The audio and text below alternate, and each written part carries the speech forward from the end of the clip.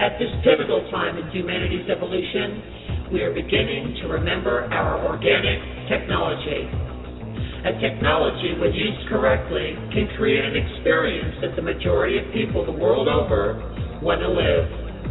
It is time to use this technology consciously for our own benefit and healing, and no longer unconsciously for our own demise. We are divine creatures, creating both our own personal and our collective experience, moment to moment. We invite you to join us in a reawakening of this technology through experiment and experience the power to create and manifest. Become part of the 3%. The collective imagination.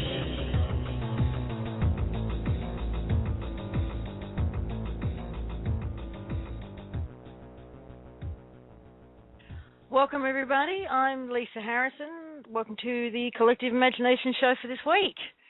And I'm sure it's going to be another fun-filled, action-packed program. We have lots of people calling in to share their stories, give some updates on what's been going on in the world and in their world over the last week. And I just wanted to share with you my feelings last week after last week's show. I really got how this program, at least for me, has been a beautiful reflection of where I feel that we've been at in general. You know, when we first started this show in the middle of last year, we were a little bit lost. It took us a while to find our feet, and I think that's where we were at collectively. You know, we were in the middle of 2012, lots of expectation for the year, not really sure where we were going and what was going on. It seemed quiet on some fronts and very busy with speculation, but nothing concrete. And then we launched the show on the 5D Media Network, and we had Peter and Michael joining us as regulars on that show. And we went through a period of several months of really putting into practice the collective imagination, the technology that is, and remembering how to use it, relearning how to use it. We used experiments from week to week to ignite that our memories and our imaginations and restore our confidence. And excuse me, and we started to think about and put our energy towards what we really want the world to look like. What does it look like post-2012? What does it look like without the cabal and the power structures that are currently in place? And we really started to play with that and play with our imaginations. And then we ended the show on a really high note with the countdown, you know, really focused on a daily basis for 10 days. And then we come back at 2013 and find the world has changed and the show has changed as a result. And we've been here now where what we're doing is sort of observing and sharing the ways in which those changes and the work that we put in last year have manifested and are manifesting. And it's just a beautiful thing to be a part of. And this year we will also be, and I know that we're going to have some really great things to talk about over the next coming weeks, because what we're those of us in the crew here are experiencing are insights and actual physical experiences about these new abilities that are coming on board, telepathy and the technology for that, the manifestation, creating our reality and the technologies behind that as they're evolving and changing, and we're experiencing them and playing with them and having a lot of fun with them. So we're going to be talking a lot about that too over the coming weeks, including today. And I just, before I go any further, I'll bring everybody else out, bring the rest of the crew out. Barbara in New York, you with us? I am. I'm exhausted by what you just said. Are you sorry? Why? Because I'm like, yes, yes. And it's like I felt like I was running down a track going, she's right. It's like I kept going faster and faster. You have me all wrapped up. Oh, good. Excellent. Great place to be for the start of the show. And we've got Chris in Melbourne. Morning, everybody. Another fantastic day down here. We've gotten past the fires around here, but the floods up north are creating a little bit of hassle. Not a little bit, a lot of hassle, actually. It's not quite as bad as a couple of years back, but not far from it. But that's, that will pass. And look, your references to what's happened in the past year, really, did all that happen? It seems, It just, as I said, I think, in one of the shows last week, think about where you were a month ago and the things that have happened since with the OPPT, but think about a year ago where you were. Go back a year, and that's a different universe to me. Quite extraordinary. It's a whole other reality. And the rate of change is going vertical. If anyone's heard of the Kurzweil singularity, where the rate of change goes vertical, I think we're not far from it. I think it's about to go ballistic. So hold on to your hats, folks. Hold on to your hats. Yeah, speaking of the Queenslanders, unfortunately, a lot of them are still in recovery from what took place 2 years ago, and now they've just been hit again. So love goes out to them, to all of them. Indeed. And Bob in Pennsylvania. Hello, everyone. And if everyone can't recognize my voice, it's because I have a new microphone. Thanks to a gifting from Lisa. Thank you. And I can only echo what you guys said. More is happening in a day than what used to happen in a year 5 years ago. It's crazy how things are developing, and the physical things, we're going to talk about some of that tonight, but it's just it's an amazing time to be alive, and I am glowing with effervescent light. Oh, I can just imagine it. We already have some people on the line waiting to come through, so I think we actually have Lois Tucci again with us. Lois, are you there? Yes, I am. Ah, lovely. I'm glad you could join us again. Well, thank you.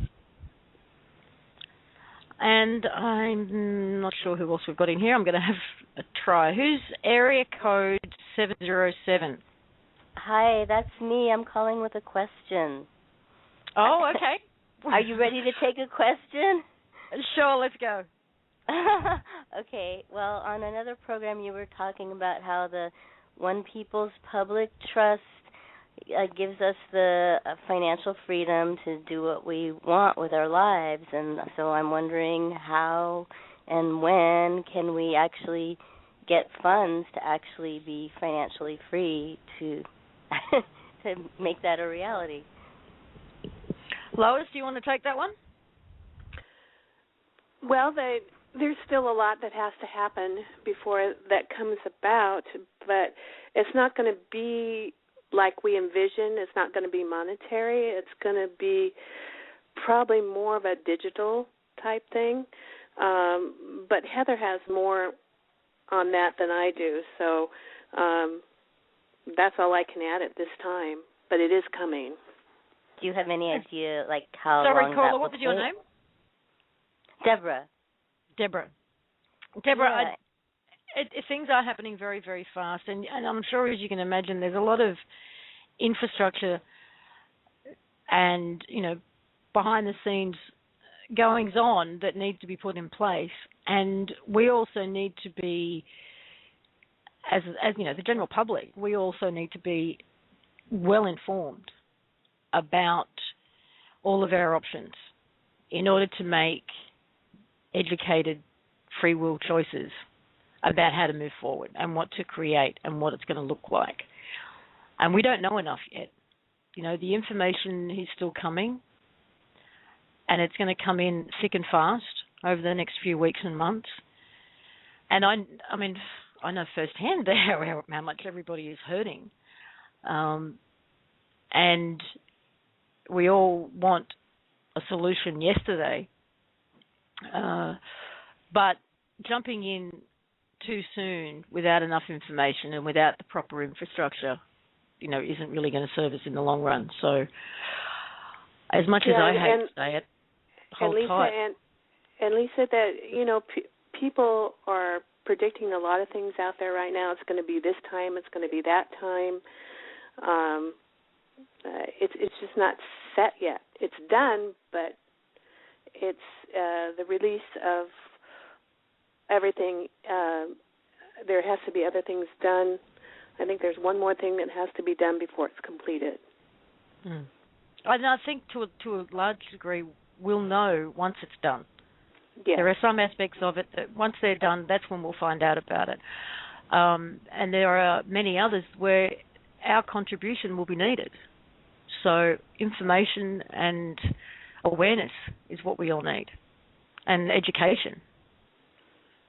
So it's going to be a bit of a process. Mhm. Okay. Well, thanks a lot. No, you're welcome, and thanks for calling in. Okay. Bye-bye. Bye. Do you think I answered that okay? Is that pretty accurate? Yes, that is really accurate. Oh, good. And we've got area code 316. Area code 316. If you're in the queue, just say hi. It may be you. Hi, it may be me. It's Suzanne. Hi, Suzanne. How are you? I'm fabulous. Great. Did you have a comment, a question, or are you just listening? Or No, I'm hanging out, listening. It's good to know I can pop in a question if I need to, if that's okay. Absolutely.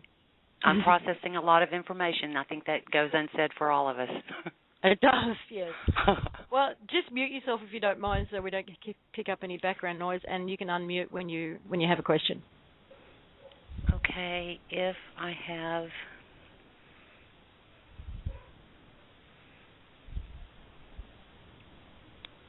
If we get too many people on the line, I may have to mute you because it just doesn't handle too many open mics at one time. But we'll see how we go. If you don't mind, because I don't know how to do it, and I can't get you up online, so that's why I had to call in. Was just to hear the program because I can't get it to function on the computer. Sorry. And Lisa, she can always raise her hand by hitting 1 at any time on her phone.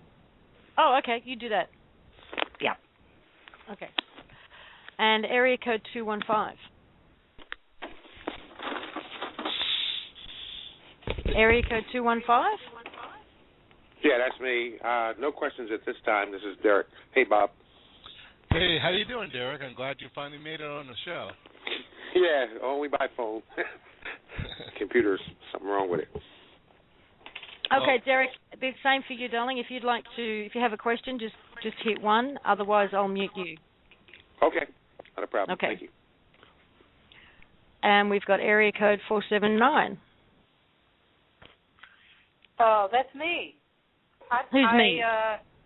This is Sarah. I'm in Arkansas, and I did not realize that I didn't push 1, so I don't have my hand up. That's okay. But I also could not get you on the computer, so I called in so I could hear the show. It's not functioning when you go to Blog Talk and click on. It doesn't come through on the computer. Well, that's interesting. I had that same problem, but when I refreshed, it worked. Interesting. Well, I just called in, and I thought, well, I can just listen because the thing says, if you want to ask a question, push 1. But I don't have a question. I got lots of questions. Sure, I could. But that's, Well, we like to surprise people now and again, Sarah. So we just pushed the button just to see who was on the call and mess with your head a little bit.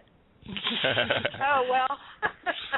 We're also expecting Dee to call in and possibly Brian Kelly and a few others. So I'm just making sure I'm not leaving them hanging there. So I will mute you, and if you do want to come pipe in, just press 1. Well, let me while you got me on, let me just ask this. I think you answered my question a moment ago saying that all the information is not in yet, and that was, I think, the simple fact that it's not all in yet, I think, is what's causing a lot of angst for a lot of people, including me, because I'm hearing bits and pieces of do this and don't do that, and this is not necessary, and yes, it is, and, there's a swarm of, stuff that people are trying to sort out, that needs to be addressed by somebody in the know, besides, the all of us trying to guess, and because there's a flurry building, I can feel it, and I'm in it, and I'm just as confused as anybody, and I am under the impression that the biggie has been done, and it's just a matter of letting people, getting the masses to understand it. For one thing, sounds monumental to me, and if that's what we're waiting on, with no other information offered, then we're going to be waiting a long, long time. But I'm hoping that there is more information coming that's going to jumpstart that next phase, which I sincerely hope is on the way. And if that's the case, there is more information coming, absolutely. It keeps coming. And I think, the reason why there's a lot of confusion out there is because, a solution was presented and everybody jumped on it. Exactly. And tried to, I guess, do what they've done in the past with previous attempts at this kind of thing, And there are several different layers of things going on at the same time also that are confusing people, and I see multiple layers myself where I can see this one's partially true, but you put another one on top of it and it wipes that out and changes it.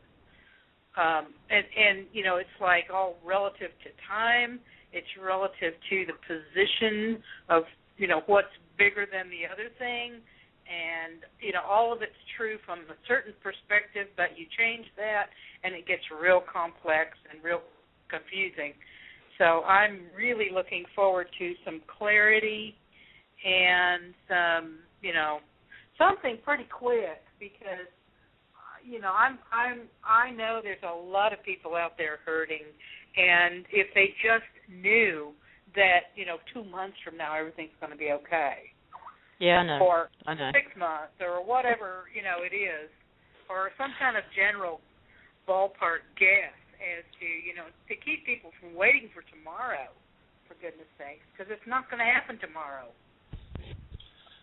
Does anybody want to say? Yeah, I'm just going to mute you, Sarah, and I'll bring Bob out. Okay. Well, I want to talk to Sarah a little bit. Sarah, are you there? Hang on, Bob. Yes, she's there. Okay. Sarah, what is it that you do for a living? What is it that you would love to do when you get this freedom to do what you love to do? I'm doing it right now, Bob, and I've been doing it for 3 years. I unplugged from that system.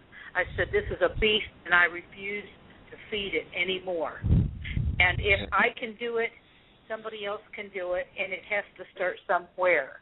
I don't mind being the first one, and I will jump out there. I will jump off that cliff and wait for the angels to come and pick me up, because you don't see the angels until after you jump off. That's right. And I have seen those angels. And I have been floating for 3 years with no income. I used to work in a corporate job at a decent job, but it was still slave. But I said I'm not, it was still corporate, and it was still the Nazi programmed, don't get me on my soapbox. But what I was unplugged from that. What was it that motivated you to leave all of that behind?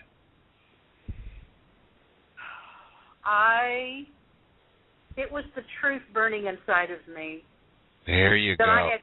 That I knew all along. I have been a seeker for 25 years. I've been awake most of my life. I'm 61 now. And I have... And I imagine your life has changed dramatically since you made that choice. Well, it's changed, certainly, but what happened was I lost my house to foreclosure. I lost everything in it because whatever I could salvage I sold for food. I lost all of my family, including, I was like literally looking at homelessness, and I went to my mother to see if I could store my stuff, what was left of it, in her garage, and she was like 97 years old with a 4-bedroom house that's empty and needed somebody there to oversee her. And she looked me in the face and said, "You're crazy. I don't like you. I want you living here." And that was the biggest bomb I ever had dropped on me. And I said, okay, by God, if I can live through that, there ain't nothing that can put me down. And I just have been going ever since on safe. And every month it's been different. But I have never gone hungry. I have had a roof over my head. And I do have a very, very strong positive angel that came into my life shortly before that, which was a bizarre thing in itself. But it was okay, Sarah, I'm gonna talk to you a little bit about, and this is for everyone, not just Sarah. Right. I don't. All of us have over this period of time. All of us have been motivated to take action because we recognized that something was wrong.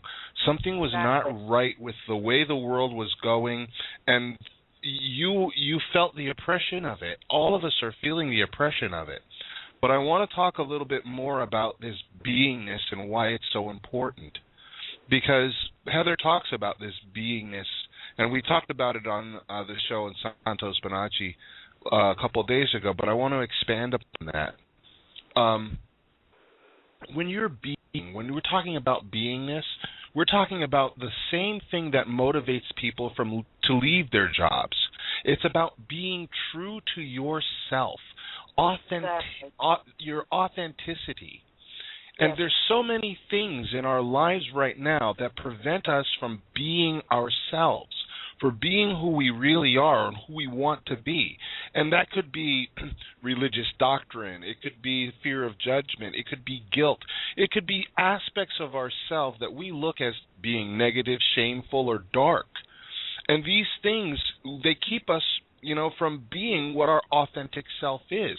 Because when you're being, and we've all talked about, how to manifest on this show.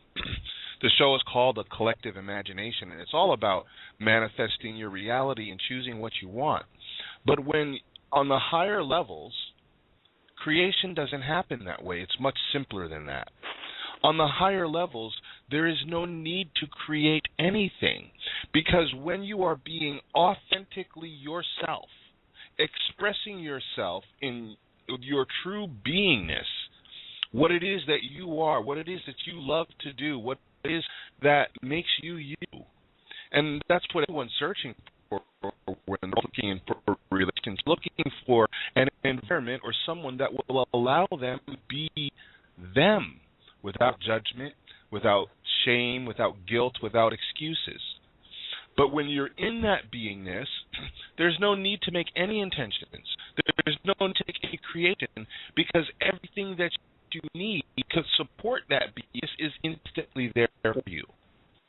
What's happening, they're saying we have a lot more being to do. There are a lot of people that are right now being something that they're not. One of the things that you can understand is you are a billionaire. That information is there. Even though the money's being held for you right now, you are a billionaire. And you are abundant and you are free. You need to take some time to incorporate, because it took me about a week. I don't know how incorporating those ideas into your beingness. And when you start to recognize those facts, it resonates out, because you are being true to yourself.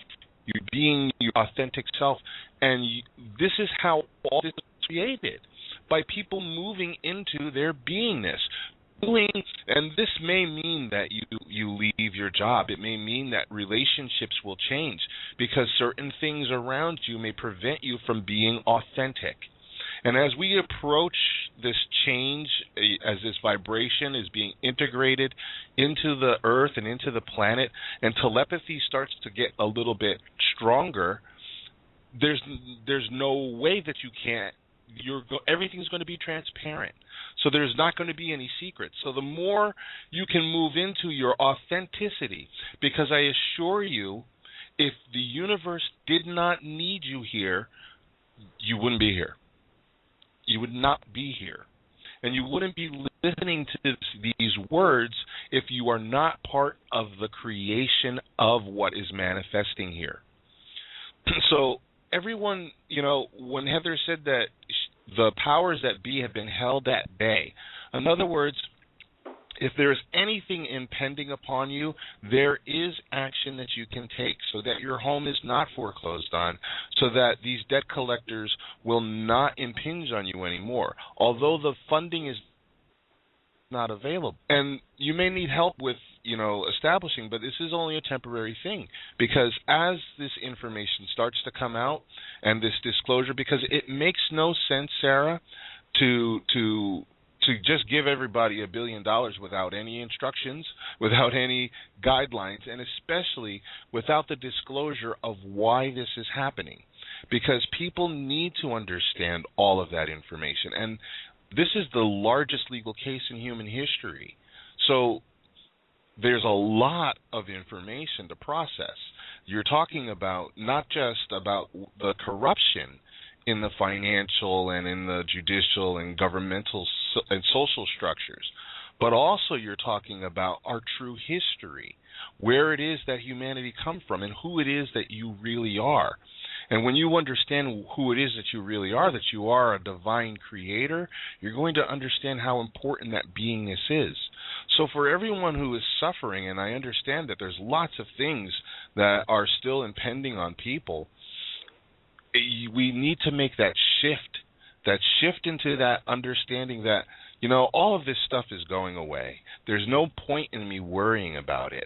I know that I'm free. I know that I'm abundant.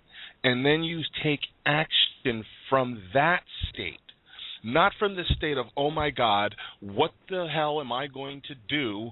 I'm going to lose my house.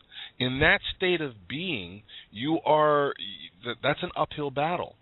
But now there's information there available for everyone, and it's clear and it's perfected that those powers that be are corrupt and they are engaging in a breach of trust against the people. And they have been terminated, foreclosed, caused to exist, done. The resources are in the name of the people. Embody that.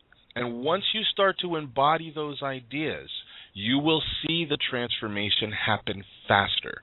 And I invite everyone to step into that beingness and that act of unconsciously creating, because there's no need, because you're being authentic. You're doing what makes you happy. You're feeling what makes you happy, brings you joy, and in that authenticity, things manifest hundreds of times faster than doing it the old way. So everybody needs to process those things that prevent you from being your true self, that prevent you from stepping into your authenticity. And it's very, very important. It's extremely important. And this is what Heather means. There's a lot more being that needs to be done. Well, thank you, Guru Bob. That was brilliant. Yes, beautiful. Now, I think we've also got Lois and a couple of the others wanting to come out again. Before you do type in there, Chris, I'd like to just bring Lois out again. Sure. Lois, you there? Lois?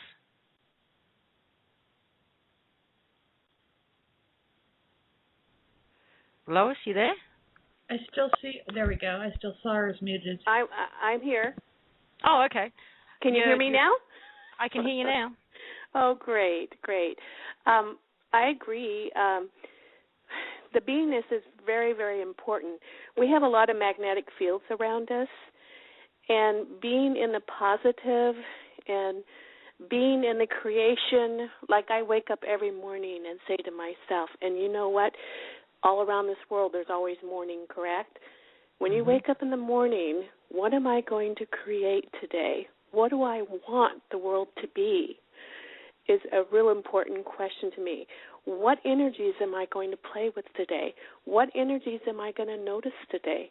Because we have to get into that realm of knowing that everything is alive, everything. Gold, silver, walls, chairs, everything has energy. And when that magnetic fields are in a negative form, it'll collapse on itself. It'll destroy itself. So you don't want to be in the negative. You want to be in the positive and always creating and knowing who you are and knowing that back to Prime, what source, and he has free will also, what source wanted for us and what source created for us. That all has to go in and has to come to your knowledge, and that all will come. Does that make sense? Yes, it does. Absolutely. Beautifully said. Now, Chris. Yeah, I just wanted to add a few comments to Bob's train of thought, is that this event will happen when we're ready for it. The conversations that we're having on this show, the conversations you're having with your friends, the energy that's generating is what will actually bring the next event to fruition.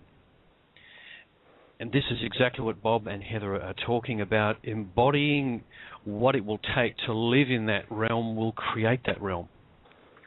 Yeah, the process of creation is ours, and it always was. And you know, understanding that and accepting that, step one, and then actually taking that space and being there, that's what will get us over the line.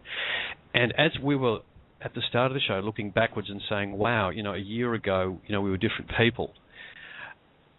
And we lived through a whole year of expectation and speculation and a lot of positivity, actually, as the year went on. And that positivity is what I think resulted in the People's Trust being able to move forward behind the scenes to the point where they could eventually complete this part of the work and put the filings up. And as a result of that, it's generated a whole new level of energy, a whole new level of awareness. And we're moving forward now to an even bigger event, which is the public recognition, the actual public launch, if you like, of this information into the main sphere of the body of the planet. And we're the people who are actually generating the energy to allow Heather and her co-workers to do the work in the background to move this to the next step. And I know it's really frustrating because people have problems now. And the filings themselves can be used now to deflect and delay, and in some cases will just stop dead. Things are going on in court and around you. But the real work is really us just knowing that that's our destination. Because that knowing, drop again, that knows what's going to get us there. And I thank Sarah for calling in, because this is a subject that we really needed to get into straight away, and we did. Yeah, we did. And, you know, we talk about how to spread the word, or, you know, how people are going to wake up. And the documents themselves actually do that on a number of levels. You can't read those documents and see the solution without having to then understand and recognize what the problem was. And for those documents to make sense, you need to understand the backstory. They also work, I found, on a number of levels, including, you know, a sort of higher dimensional level where you need to raise your own vibration to even understand them. So they're even a spiritual tool. And just sharing those documents, print out copies if you have to, and, you know, leave them lying around for people to read. That in itself is a huge process for people to go through, and one that will bring them up to speed pretty quickly. But they are a tool. They're a great tool. My phone just went off. Just as there have been many tools over the years that have helped us get to where we are now. You know, these are a fabulous tool, with or without filing paperwork, with or without, you know, going to the UCC and filing your own documents. The ones that are there are a brilliant tool of awakening. And I do want to bring out 828 just in case it's D. Area code 828. Are you there? Hello. Okay, and we do have someone else, Stefan. Stephanie, are you there? Sounds like connection issues, actually. Lisa, could I bring out one more of the greatest tools ever? Yes. The greatest tool that anyone has lays within themselves. If you have questions or you want answers, all you have to do is be quiet, go within yourself, and ask, and this beautiful thought and answer will come across to you. That's the greatest tool you have because it's the direct connection to source. It is, absolutely. Absolutely. And we've been playing with different techniques for enhancing and practicing, and having fun with things like telepathy. Bob, you want to share what you've been doing lately? Well, I've been doing sending mental text messages. I just imagine sending a text message, whatever message it is that I want, into to whomever it is I want, and I mentally hit send, and I know that they're going to receive it, just like if I had sent it for real. And I just did it about an hour ago, Chris, and I sent a text message to my friend mentally to please go on Skype, and within 10 seconds he came on. Yeah, that happened when we were talking. It's good fun. That is good fun. I love that. Now, we've also got area code 661. Area code 661. If you're in the queue and you think it might be you, just say hello. Area code 6... No. Hello? Yes. Hello. This is Heather. Hello. Hey, Heather.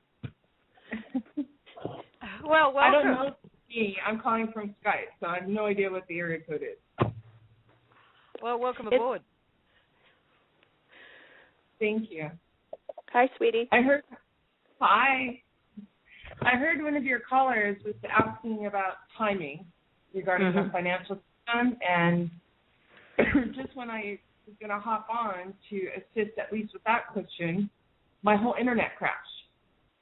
So I'm not sure if that is, certain groups that don't really want that answer questioned, or if that was me and my internet. Oh, do you want to give it a go now? Yeah, that would be great. I guess the best way to put it is in context of another situation where the answers were all visible, and it was a matter of the collective conscious, the people wanting that answer to be visible.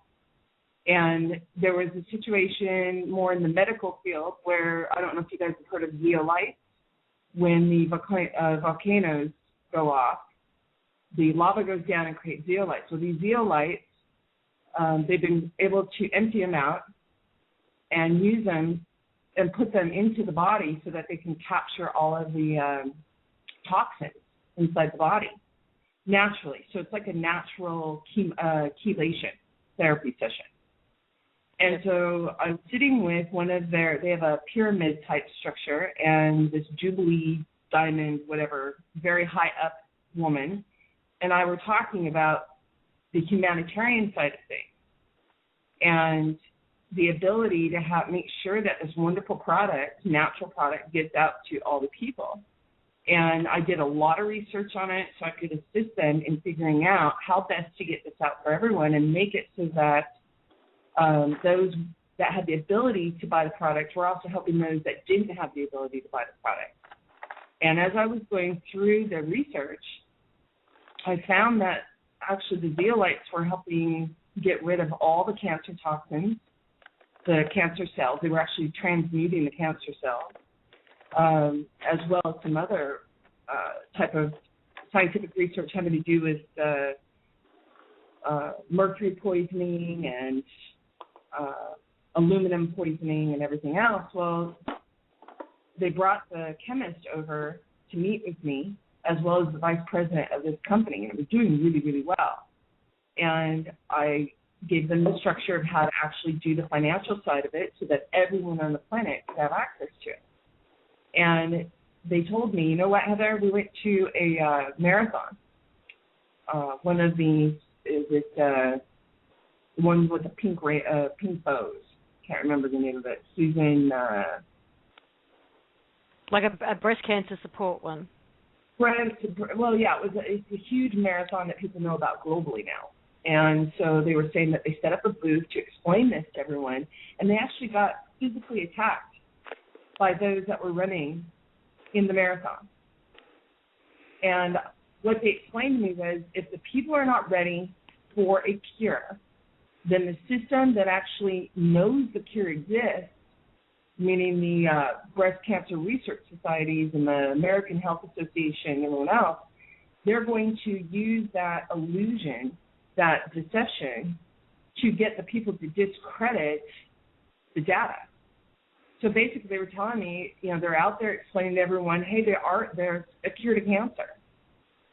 And nobody wanted to hear it. And the directors of the actual marathon were, you know, they had some people down there because they knew that they were going to be there. They had people from the American Health Association down there monitoring the situation, but the people took care of it, they said. The people actually went in and beat these guys up, kicked their table over and everything else. So the American Cancer Association and the American Medical Association realized they don't have anything to worry about. So I'm sitting here listening to people about the financial system. I have a lot of people that come forward and say, we have a solution, and these ideas are really great. And I hesitate to even explore them or make them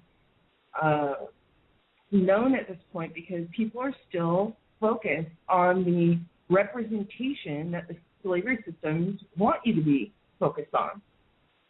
One is gold. You know, this is, from my understanding, this is a 5D show where people are a little bit more in tune, possibly with higher energies, a more spiritual side of things. Mm-hmm. Yet my question is, have they seriously, consciously thought about gold as an energy? Well, that's one of the things I wanted to bring up today too, is to introduce the concept of connecting with and communicating with and co-creating with the energy of all sorts of things, including gold, including the consciousness of the information that is held within the Vatican, including the consciousness of the information that has been kept hidden from us in regards to our history. All of it. Well, does it want to be known? Mm-hmm. So, yes. It's important for that information to come out and for people who get it to start asking those questions, not telling the people what it is, but asking the questions, just saying, hey, have you thought about this? And then helping them through exercises like that, looking at the energy fields of everything. Yeah, we have worked a lot with energy over the course of the history of the show, and so we've had a lot of fun with it, and we have connected with the energy, of the world around us in many and varied ways. Mm-hmm. And so, you're saying that people are still too attached to the representation, whether it's cash money, paper money, coin, or gold. It all represents energy. So if I were going straight to the source. Yeah, if I were to tell you that the prime of all value is energy, and yet you have the bankers over here saying, no, value is the gold or the silver or the paper, and yet you look over there and you can actually see the energy fields of those items, and you recognize that they're the same energy field that you are. Just hasn't been recognized. At that point, if you want to take the prime of energy and co-create with it, recognize it just as you want to be recognized as energy yourself and valuable, then you have to make a choice. If the data reveals that there is energy fields of the precious metals any kind of metal that they're using in these monetary slavery systems, I would have to ask myself at that point, okay, with this data, am I, by focusing on the gold and saying my gold, our gold, am I creating or am I participating in a slavery of another energy field? And it's just something to consider, because that's exactly some of the data that I question whether people are even ready for. You know, we can take it all the way back to prime energy. We already did. That's one of the things OPPT did. Now going in and saying to the people, here's your choice. You want to co-create with these metals, with these energy fields, or do you want to own them? Right now, all the energy fields are within the protection and the guard of the OPPT. But when you look at that data, wouldn't that data actually affect someone's answer of how they want to move into a new financial system? Because you can have one that is based on prime of energy and just do a digital system, or you can go in and say, no, I want the actual gold. I want the physical gold sitting in my vault. But at the same time, if it's an energy field and you're practicing basically something that we didn't want practiced against ourselves, so it sort of takes that whole question. It makes people think consciously. Make a conscious choice, but you got to have all the absolute data to be able to make a conscious, informed decision. And that's the process we're going through right now. Otherwise, we would have already instituted the new financial system at this point. I'm just sort of waiting for the people, not waiting, you guys are doing in your being. I guess I'm just waiting to see which choice you guys want to make. But then again, it's a matter of the data coming out.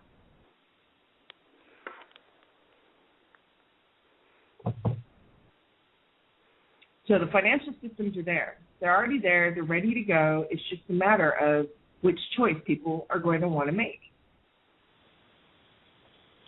Well, how do Does we that even make let sense our... to you, Lisa?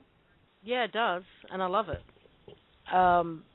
My question to you is, how do you then recognize, or how does anybody recognize what choice we're making? Well, that's why I started to talk about this. It's funny that every time I talk about Saint Germain and that trust, all of a sudden all my lines go garbled and nobody can hear what I'm saying. Well, we've got you loud and clear for now. So, that's what I was trying to explain was there are certain folks that know that gold is living energy field. That silver is a living energy field.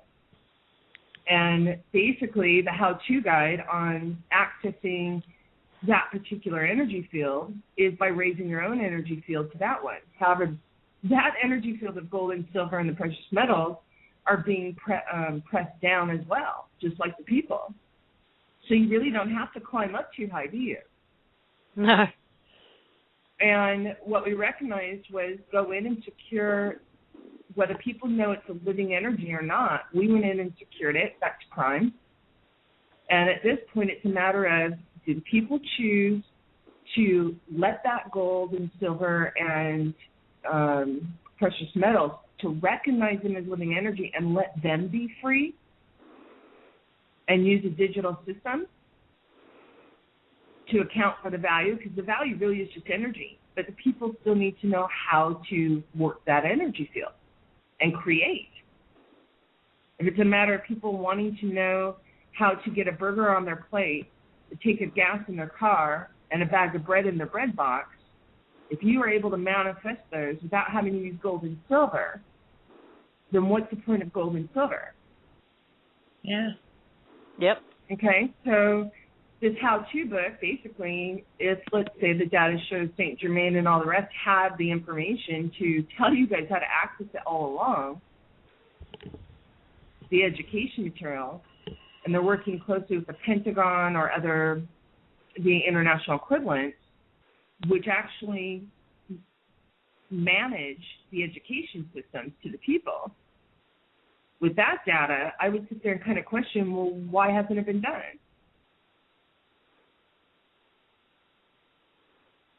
So it's really a matter of all these self-interests and special interests being ferreted out.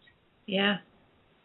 Who's operating at a who's operating at a pure level of energy, who really has the highest good of all in their intent.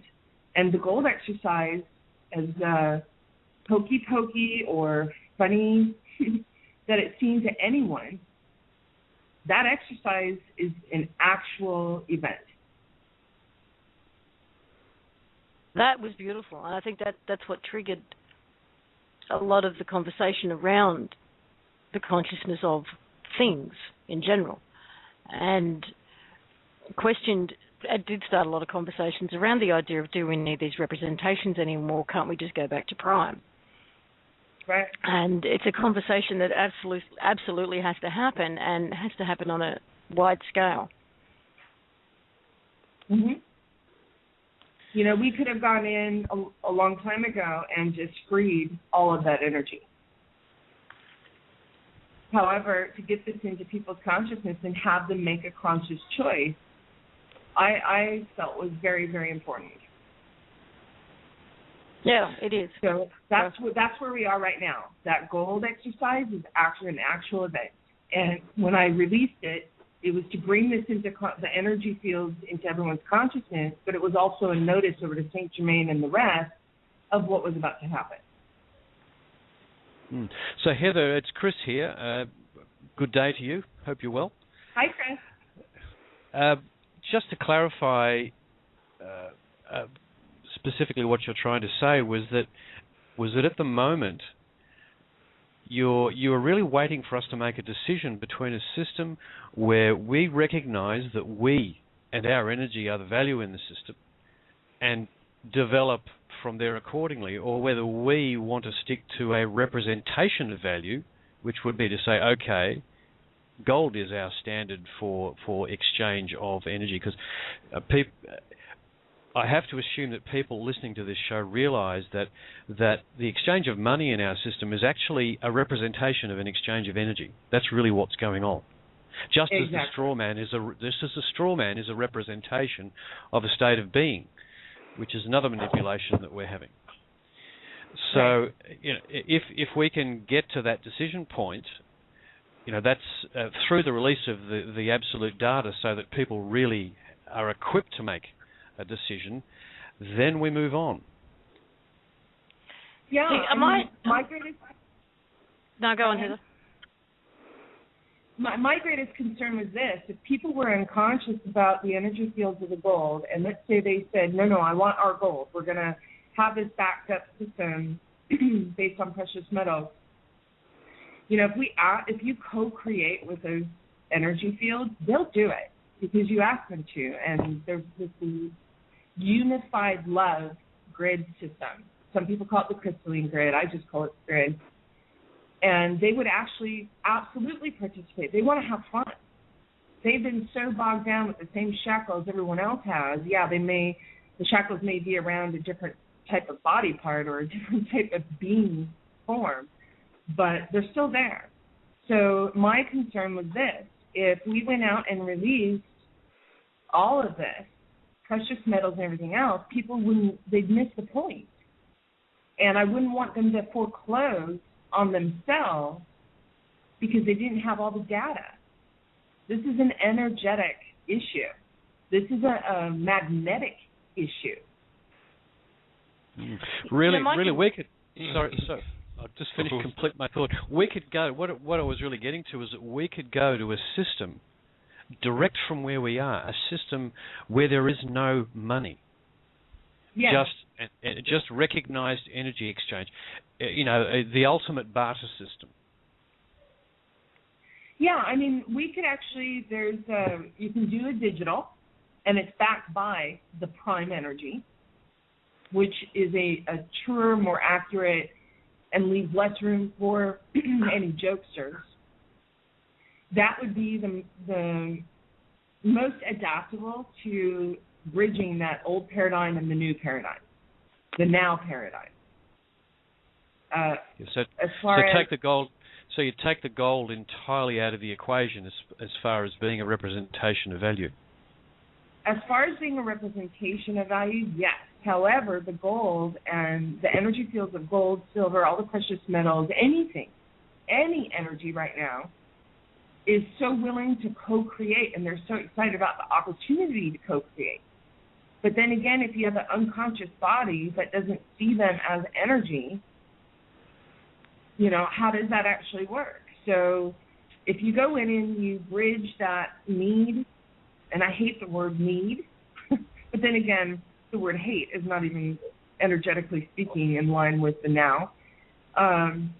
If you look at what people are expecting, they're expecting something that is not too far from what they've been enslaved with, as far as too much data overwhelming them and everything else, but they also want something that resonates inside.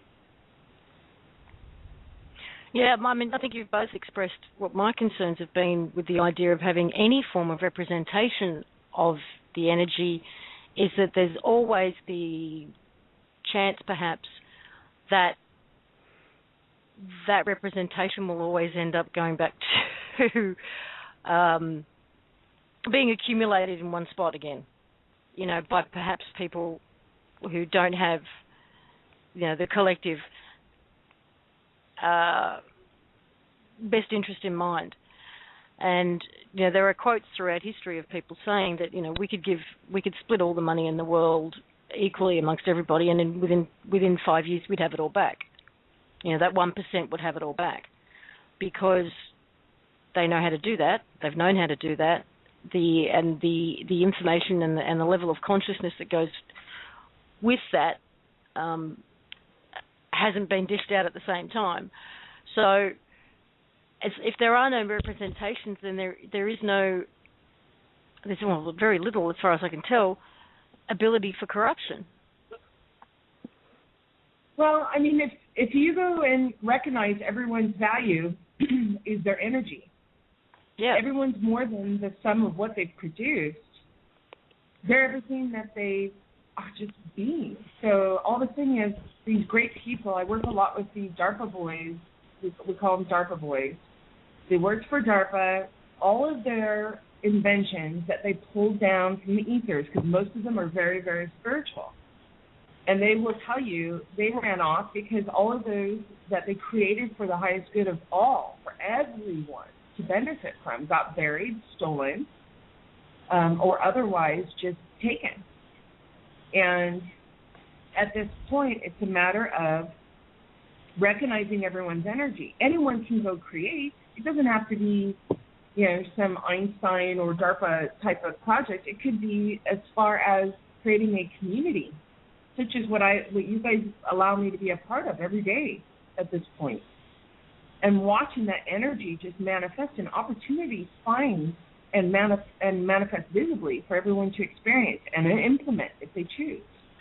So creation and co-creation, we are the value. So if you have a digital system that recognizes that and makes it so that you can actually show a paper trail, so to speak, of the exchange of energy, until at some point you no longer need that, because it's just a straight-on exchange. The record is in the energy pattern itself. Yeah. Yep. Yeah. I'm with you. Understood. It's like, we're entering into a whole new game. Like, this is a whole new game. And if we don't have the instructions on how to play, there's no point in playing. Well, see, that's the point. When I tell you guys, you have no idea how much your being and your doing impacts and has an effect, because that was the one thing in all my travels and all my experiences that all the powers that were, quote unquote, on this planet were very, very weary of, was the people figuring out the power that they had. So there's a lot of different types of implementations we can do on the financial system, all the way from slavery to the more pure form of prime energy and acknowledging, honoring integrity of prime. But it's a matter of, do I introduce all those? Because right now people are in such a hurting position because of the old slavery systems, there's no fun in them. There's no energy that is unshackled at this point in some of them. So meeting people like Lisa and you, Chris, and Dee and AK, American Kabuki, and all these guys, and Kapele, is the energy, watching you guys and watching it just unshackle. When that happens, you're able to assist others as well. Your blog talk radio shows, your blogs, your emails, all of that is helping and assisting people, and I don't know if people recognize what that energy really is.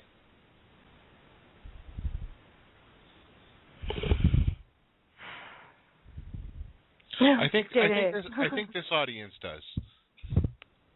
Right. Well, and that's one reason why it's probably the first time we've had an uninterrupted, ungarbled session of being able to talk about these things. And I appreciate all the energy all of the people that are listening or that are on the line are putting out, because this is really the first time the Public Trust has discussed this on a public level. Well, we are very honoured. We are indeed. There's one of the realizations that I actually came to. It was actually speaking with J.T. McBride from Divine Province, was that the things that we do to represent these concepts, when we put them on paper, at the moment we put them on paper simply because we have to speak to the existing system on paper. That's what it requires. And we don't actually need the paper. If we're making a decision about who we are and how we're going to be, if we've made it, that's it. The bit of paper is just to notify these other guys who want to do it a different way that you're no longer going to be their little slave. And in the same way, we don't need to use gold. We don't really even need agreements on government. If we all had this understanding and thought about life the way that I hope everybody would think about life, then we could simply be, and there would not be a necessity for rules, because everyone would respect everyone else's sovereignty. And this is where ultimately we'd like to end up with. But back in the current situation for the mainstream, the thought is so controlled and contrived. And what I'm looking forward to is the release of absolute data, as you put it, and whatever happens after. I know it's not going to be easy, and I know it's not going to be a thrilling experience for a lot of people to find out that level of truth, but it needs to be done. Right. No, it's like you said.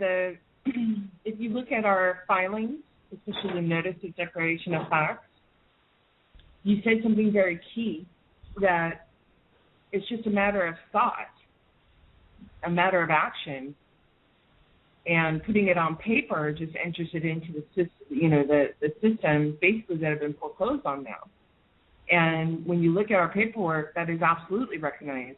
When you enter something into law ordinance is creation, the laws of creation. And then you have universal law ordinance, and you notice that by action. And then all we did was take all of that already exists, that always is, and enter it into what we call international law ordinance, which includes all of these states and nations and everything we just foreclosed on. So it is a matter of energy, bringing it into the different levels. Most people don't think beyond international, for the collective conscious, although they're starting to move thanks to all the holding of the space, by you guys and your listeners, holding that space of understanding. We are much more than just our bodies. We are much more than just this planet. And there's a greater going on here, a greater being going on. So the Public Trust is not ignorant to those things. In fact, they are very much a part of everything we did. That was the reason we were able to take it back to Prime. But then again, a matter of just being open to recognizing Prime, right? The incredible thing you've done, Heather, is actually make that connection between a real physical, what we would call legal or lawful system on this planet, and merging it with source. It's just quite extraordinary how that actually works. We were actually talking about this after the show a couple of days ago. It's a bit hard to remember now. That it was obvious from various parts of the filings that there's been a connection made into universal law. It's not just Uniform Commercial Code on planet Earth, it's universal law now. And whilst it appears to be just another detail in the documents, it's actually probably the most important thing in there. Yeah, well, people are thinking the UCC is just planetary. And when the absolute data is on the table, one will have the opportunity to see that the UCC was actually something universal that was brought here, and that there's this incredible harvesting going on and being taken out. And one thing and that's why I say the powers that were on this planet really are just brokers, because they are. There's something much bigger. That's why I call him the wizard behind the curtain. And if you understand if you can even just accept the possibility that the UCC was not just here on this planet, that it was actually brought on this planet as a harvesting tool, it changes sort of the perspective when you're looking at the data, right? Oh, yes. So, when we went in specifically to go get the wizard behind the curtain, but you got to go step by step and make sure that you're backtracking as it is bound, so shall be unbound. And one thing that those powers that were, in all their multidimensionals, never considered was Source implementing and exercising free will choice.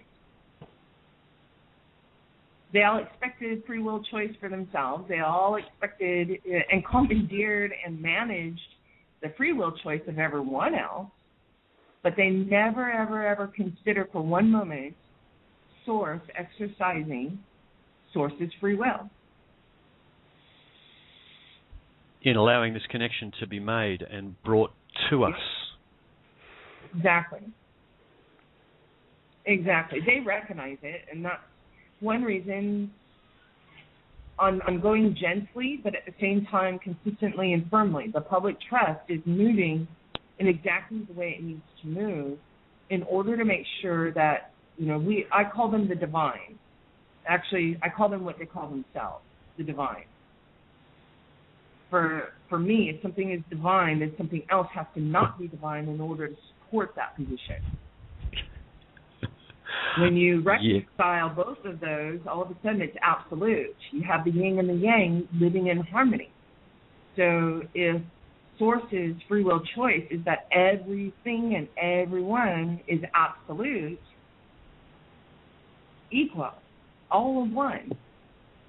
And that's what we pulled down. That's what we pulled down. That's what we entered into. We registered crime. So all multi-dimensions understand and know. Now, when we first started out, people would just laugh that off. So a lot of people aren't ready for that. However, the ones at the top, the big dogs, the wizards behind the curtains, the Pentagon, the high wealth attorneys, they all know this. At some degree, they all know this, and they're going to be the first ones to start to discredit the disinformation. So what we've done is we've gone in and made sure that we guard over here is absolutely how we need to guard, but at the same time making sure the data is flowing constantly, but in such a manner where people can absorb it, because so much has been done to the people, have been done to the energy fields of everything around them. There's a lot of healing that needs to go on, and the healing starts with being and doing.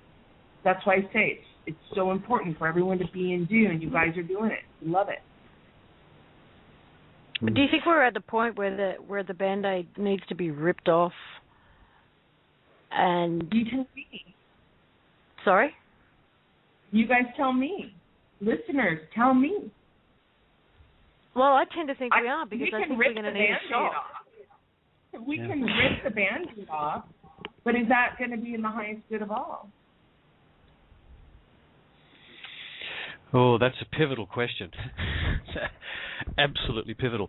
I mean, my feeling is that there's a very large number of people on the planet who are moving to the level of knowledge that this audience has just moved to now, and that if we're not quite ready at this moment, there'll be enough of us. See, the reason for making this comment is simply this: that the reactions that will come from introducing absolute data to the population are going to be tinged with a fear reaction because of the programming that's been taken place. And the mitigating factors that we have to correct that and make the whole thing work for us in a positive fashion is that there's a very large group of people who are aware enough to assist those around them through the process in a positive fashion, and at the same time there's a very large group of light workers who can do the same thing energetically in the background. And if we're not there right at this moment, I think we're not far off it, Heather.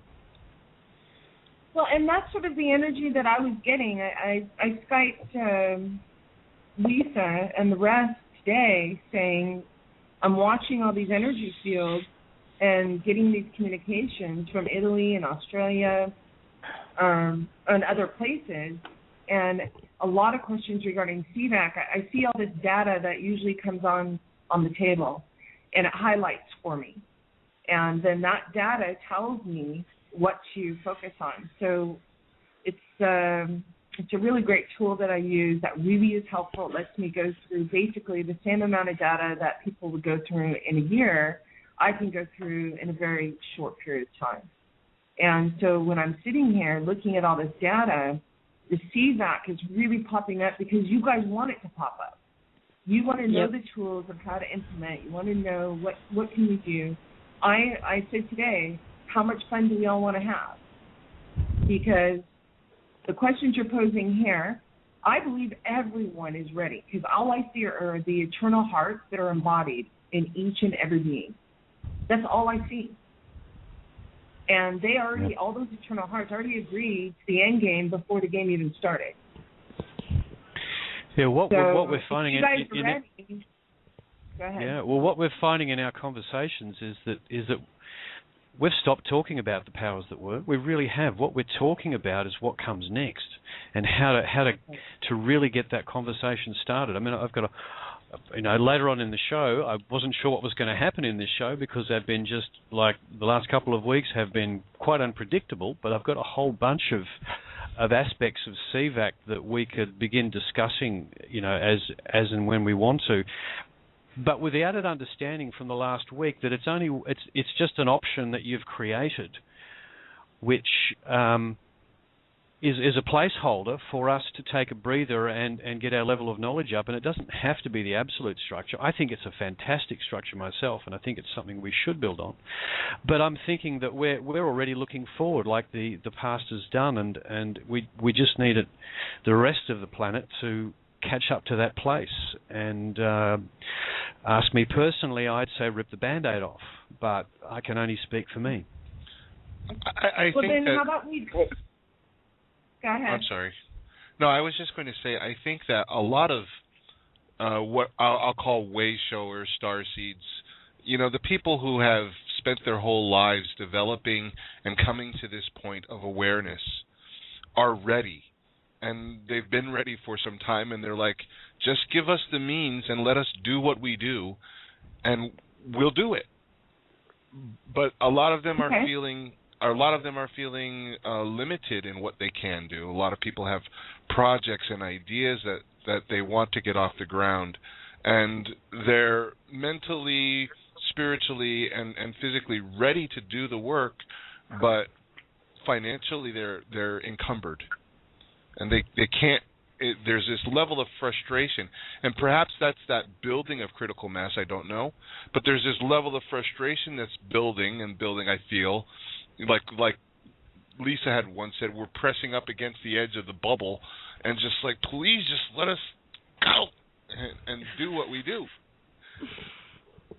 Yep. Well, only, and that's only once the Band-Aid, someone just said it, only once the bandage is removed can the wound start to heal. And there may be many people who are shocked, but I think that process, once it's out and it's open, it's in the open, and you have the opportunity to look at it, it's a lot easier to heal than just having that knowing in the back of your mind that maybe you don't want to look at it, but you just know something's really, really wrong. And even if you're confronted with what that is, even though it's horrifying at times and as saddening at times as that can be, that's where you have to start in order to do the healing process. So sorry, Heather, go on. Hey, Lisa, can I jump in real quick? This is Brian. Hey, Brian. Yes, of course. I've been. Hello, everyone. Hi, Brian. Hey, Brian. I've been listening in for the last 20 or so minutes trying to catch up. It looks like everybody's covered a lot of ground so far already. But on the whole Band-Aid ripping off thing, I think I mentioned that the other night, and I agree. And I think that an important thing to note here is that consciousness has evolved so much over the course of the last few years, right?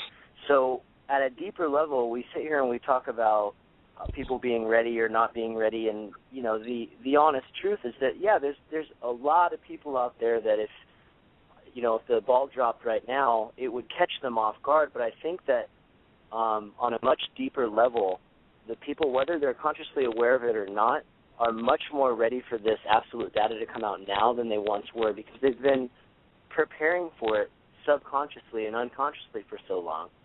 That's why they're here. That's why they're here. So when that Band-Aid does get ripped off, and you all know I'm of the opinion, let's just rip that bad boy off and deal with whatever we want to call as potentially being collateral damage that will subside so much faster now than it once would have. So absolute data, we call it absolute data because it has to be absolute. You can't, anything less than absolute data is partial data, which means it's not absolute data. So I agree with what Bob and what Chris said, and Lisa, what you just said, is that there's enough of us that are awake and aware at this point, especially since September 11th, 2001 was a big one, right? Because it's not just your conspiracy theorists that believe that was an inside job anymore. There's people, I don't even know how many YouTube hits there are on that Loose Change video and all the documentaries about from the organizations, the contractors' organizations that have showed that it's absolutely impossible what happened for September 11th. That data is out there, and if there's a proper re-education process that's in place that has enough factual evidence to support that this stuff that's coming out is real, and you got to assume at this point that when absolute data comes out, there's going to be the mechanisms that are going to support it to help people understand we're talking about reality here and not some pipe dream. Because when I think of absolute data, I think global, and everybody has to, and it's out there for everybody to see once and for all. And the conversation that we've started when this all started around the 25th, 26th, 27th, I was thinking of the questions that I first wanted to ask Heather in our first conversation. And those questions that I had have evolved multiple cycles since then. And that was only a month ago. And we got a lot everybody was talking about the money and how much does everybody get. And now we're talking, this is much more spiritual, universal in nature. How do we get to a point where everybody can cooperate and where we don't need the money anymore? And the post that came out on removing the shackles for everybody that's coming up with all the amazing ideas for how do we work collaboratively and in unity, that all has happened in the course of 1 month. Yeah, and Heather, Heather, what I'm getting from Source is that the Band-Aid is limiting. These need to come off where the energy can start healing. So I agree with everybody. The Band-Aid has to come off now. I'm just having a giggle to myself. Sorry, I'm just having a giggle to myself thinking about the idea of somebody thinking, the collective imagination's got a lawyer on the show and tuning into this. and hearing you talk and just go, okay, so who's the spiritual guru? Hey, we call Lois Mom, by the way, and whose job is it to rip the Band-Aid off anyways? That's Mom's job. Don't make Mommy ask you twice. Yeah, it needs to come off. It's time for it to come off. Well, and that's sort of where all the data is highlighting right now. What, honey? Sorry, say that again. Oh, that's where all the data is highlighting right now, and that's why this morning I asked in the Skype room, how much fun do you guys choose to have? Because I've got Italy who's ready to hold elections on their CVAX. You have Australia that's asking, I had Sign and other people offering to take positions in a CVAX.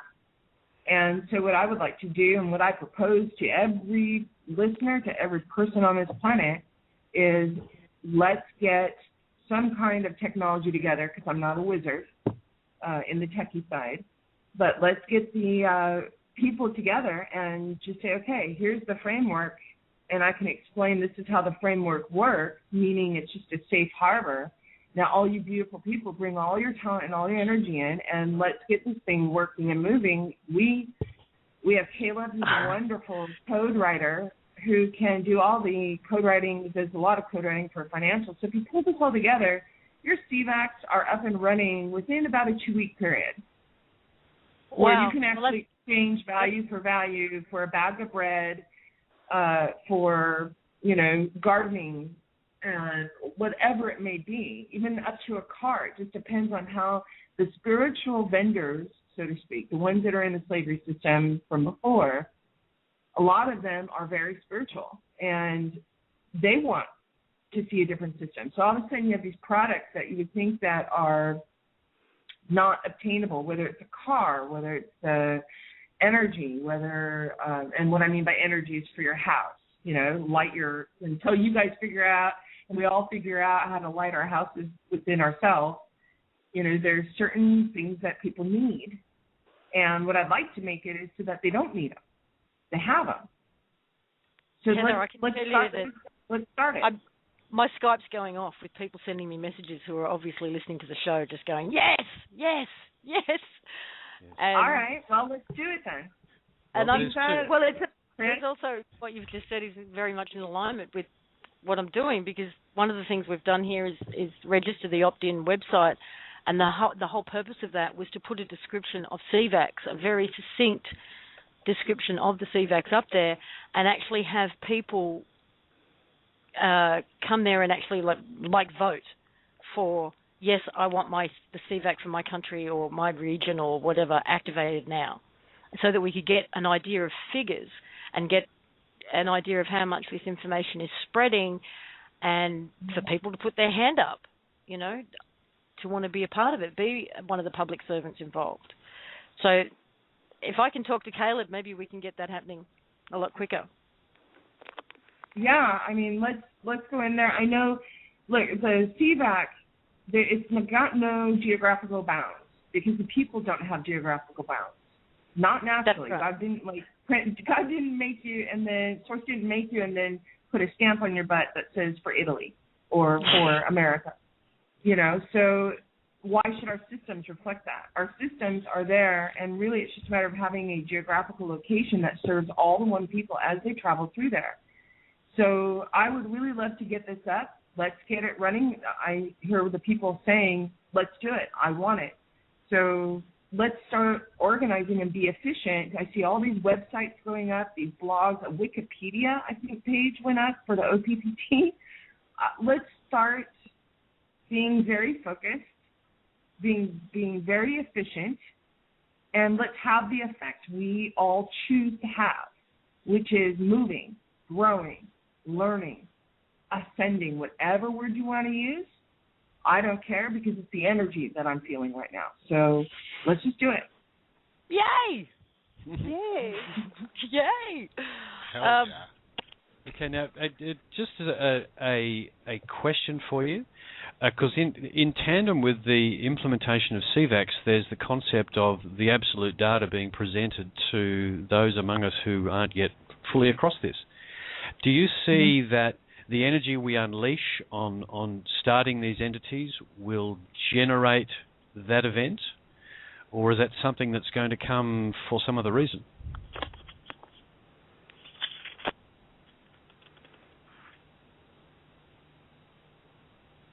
Heather? Heather, did we lose you? Yeah, we've lost Heather. Hold on, I'm pulling her in.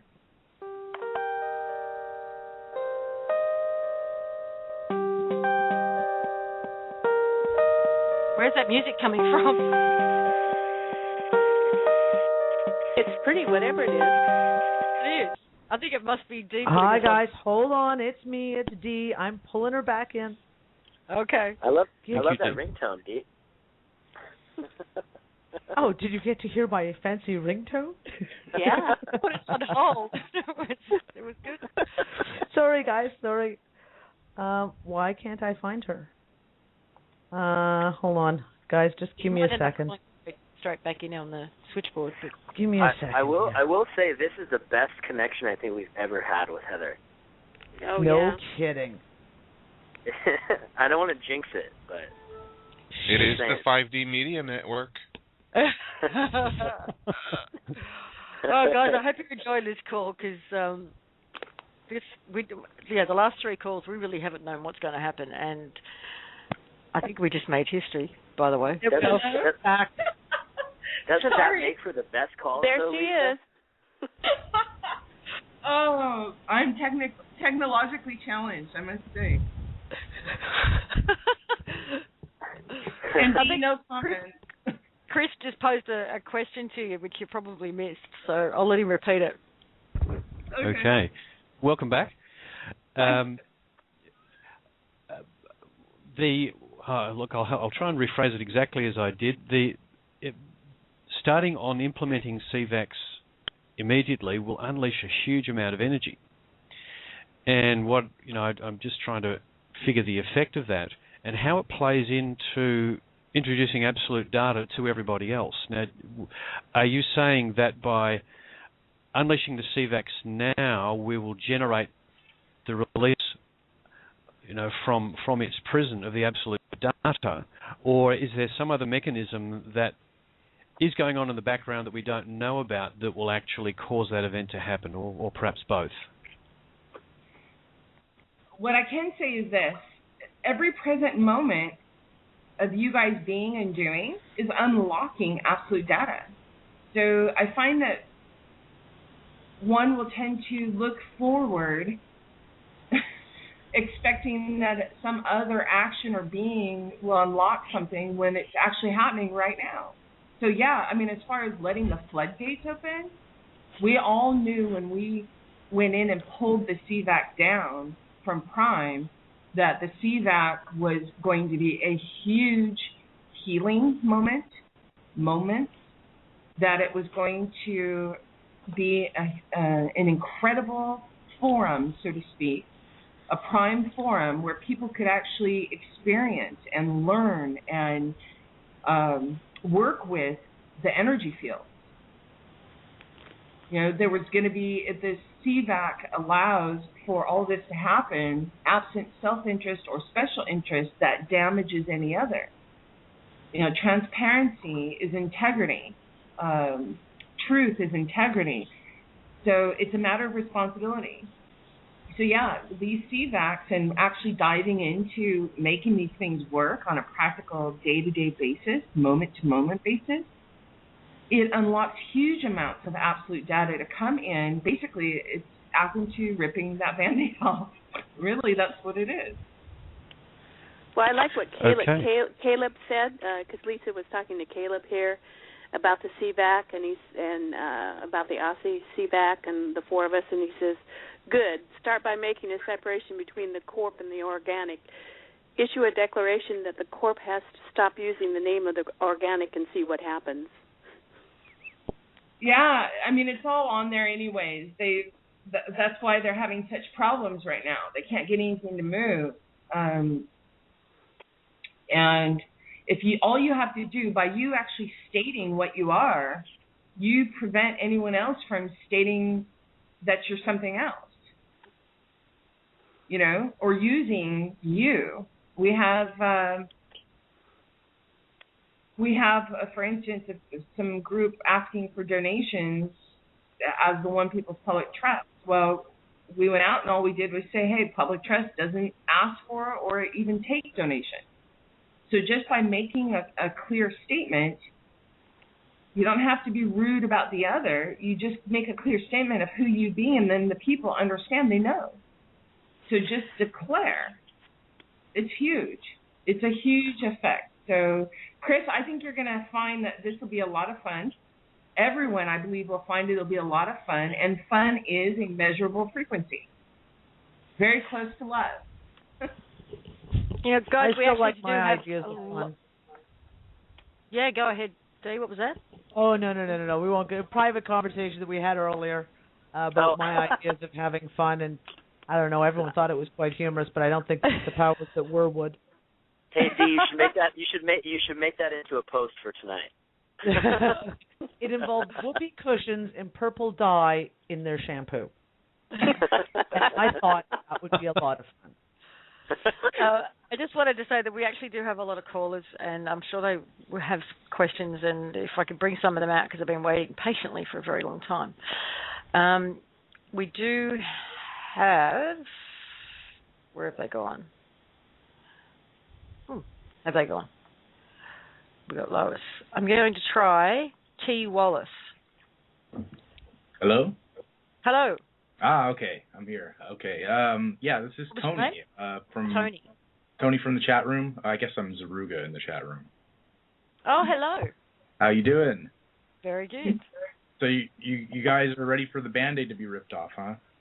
Yeah. How about you? That must be a rhetorical question. Right. Well, I just wanted to call in and share my experiences. I think, part of this is all sharing the epiphanies that we experience, and when we experience something that seems beyond the boundaries of this reality, it gives other people the opportunity to make the attempt themselves. First of all, I wanted to really thank Bob for linking me up with Reese Jones and his YouTube site. Everyone out there, please, if you have the time, go look up Reese Jones 87. He talks about lucid dreams. He talks about awakening. He talks about working on a farm in exchange for shelter and food. It's just an amazing journey. And when I watched almost every single video, there was something that he was experiencing. He's explaining his lucid dreams and his waking experiences, where I was like, wow, that's a dream I had, up to the point where I began to remember him being a dream character in my dreams, and I being a dream character in his dreams. And for anyone who's done lucid dreams, recognize there's a point you awaken to the dream, and that's where you become lucid, and you realize that you have the power to change everything. And the real truth about this reality is no different in the dream world. In the absolute number of people who are co-creating this reality together, and more people around us that we wake up and go, you're a character in my character. Tony, we're losing you there. We're losing you, Tony, yeah. Oh, of course, right when I get that part. What I'm saying is, can you hear me now? Yeah. You're fading in and out. Okay. Well, I'll try to get it out as quickly as possible. The more people you can awake around you, the more you will see the purse strings of reality start to loosen up. And all I can say is get out there, look at the sky, start seeing the rainbows. Things are changing. Nothing's the same. And if there's one thing I'm sure about, maybe it's not going to happen all around the world, but this is the year we unlock death, and that's what 2013 is all about. I like that. Yeah, absolutely. Thank you, Tony. Death and realize that we are eternal, and even after this life, we go wherever we choose to go. The more we can make this world like those other worlds. Agreed. Absolutely. Absolutely. Thank you for calling in and sharing. I appreciate it. One more vote for having the Band-Aid ripped off. Thanks, Tony. And we've got area code 613. Yes, hello? Yes, hello. Hi, gang. It's Daryl here. How are you? Hey, Daryl. I was relaxing. Very good. I was relaxing, enjoying the conversation. Anyway, I want to just give some positive stuff out here. The Band-Aid has been ripped off. Dee, you heard the recording when the government was notified that they were foreclosed on. Yeah. We had a good chuckle over that one. And I've also been getting emails from contractors and other people who have been getting invoices from the government, so forth, asking for money based on an assessment. And I've been telling them just to return the call and say, I'm sorry, you've been foreclosed on. I'm dealing directly with the trustee. And I think that's good for a chuckle. Nice. I like that. I do too. It's just that's very succinct. I love it. Yeah. So are you saying that everybody could do that? Or is it just people dealing directly with government departments? I mean, if your power company sends you a bill, your bank sends you a bill, you just sort of turn around and go, oh, yeah, excuse me, but, I can't pay you because you've been foreclosed on. Well, you've been foreclosed on, but I'm happy to work directly with your trustee. That's right. It's worked for me, so we'll see. You'll throw them in a tither, and they'll go, what, huh? And at least they'll leave you alone for a couple of weeks while they try to figure it out. Yeah, that's right. And some of the other, we are getting queries from lawyers. And so, Heather, your UCC filings are going into two courtrooms, one being the Superior Court and the other the Federal Court with a lawsuit against the Bank of Canada. So I'm looking forward to the results and what the judge actually does when these documents are introduced. That's wow. Yeah, Central Bank of Canada. Well, that'll be a new avenue that we've traveled down before with Bank of Canada. That's for sure. They usually used to be on the other side. Yeah. Okay. Well, I'll head off for tonight. Good listening to you. Thanks. Thank you, Daryl. Bye, Daryl. Bye. I'm just going to see if Susan, I think she might have put her hand back up. Susan, did you want to come out and have with another question or comment? Are we talking 316, Suzanne? Where have you gone? 316, Suzanne? That's the one. Is that me? Mm-hmm. 316, and you can hear me? I can hear you, yes. Okay, great, yes. This whole entire time, it seems that everything kind of centers around the public awareness, basically education and ways to get it out, and also goes to, that there's a lot of energy and all of us are kind of biting at the bit, ready to launch out. And it occurs to me we're definitely interfacing with a 3D. I'm sure I'm not alone in this, and ripping off the Band-Aid. From an educational standpoint, what I'm wondering is if anybody sees or comes across resources where we can actually start exposing a lot of people that really aren't aware of the system that they're in. That is coming about. All of this is coming about, but I'm hoping for compassion for those people that are truly blind, even to that they're in a system. Well, we've talked about this before, but I mean there are soft approaches. The movie Thrive is a pretty soft approach, yet it covers a lot of different subjects. I'm not necessarily a soft approach, and I've really been wrestling with myself about this because I'm one of those that has been frustrated for a long time and has been going, give me the Band-Aid, let me rip it off, please, just let me rip this off your eyes so you can see what I'm saying. So I'm all about ripping off the Band-Aid. Well, then you've got Zeitgeist, if you want to go a little bit harder. Honestly, Lisa, I feel like that I'm on the front lines with the 3D as far as, this is heavy lifting. I'm talking about some heavy lifting here. So prayers from everyone, please. And definitely they've been going out from here. I'm just thinking about education, educational format. And speaking of, whenever I listen to it, my exposure to this, and thank you, Lisa, for putting it on your Facebook, I listened to the conversation between Brian and Heather discussing it. And the whole time that I'm listening to it, my body is just vibrating. I'm feeling nothing but truth in this. And by the time it was over, I was laughing out loud at the utter brilliance. Heather, I have to say, utter brilliance. This is just brilliant. And I believe that it can be brought down to a concise presentation where it will resonate with people that are further in the 3D that might not even be able to take the 5D verbiage. What I'm thinking is we need to speak in many tongues. We need to speak in many tongues. What was your name? Suzanne. Suzanne. I agree with you. This is Brian. The thing is there's when you look at the vast arrangement of people that are on this planet, you have a scale, right? You have the people that are, let's just say maybe the category of the people listening on this call and the people that are hosting the call that we would consider ourselves to be very awake and aware to the reality of all this. And then you have the people on the very opposite end of the spectrum and everything in between.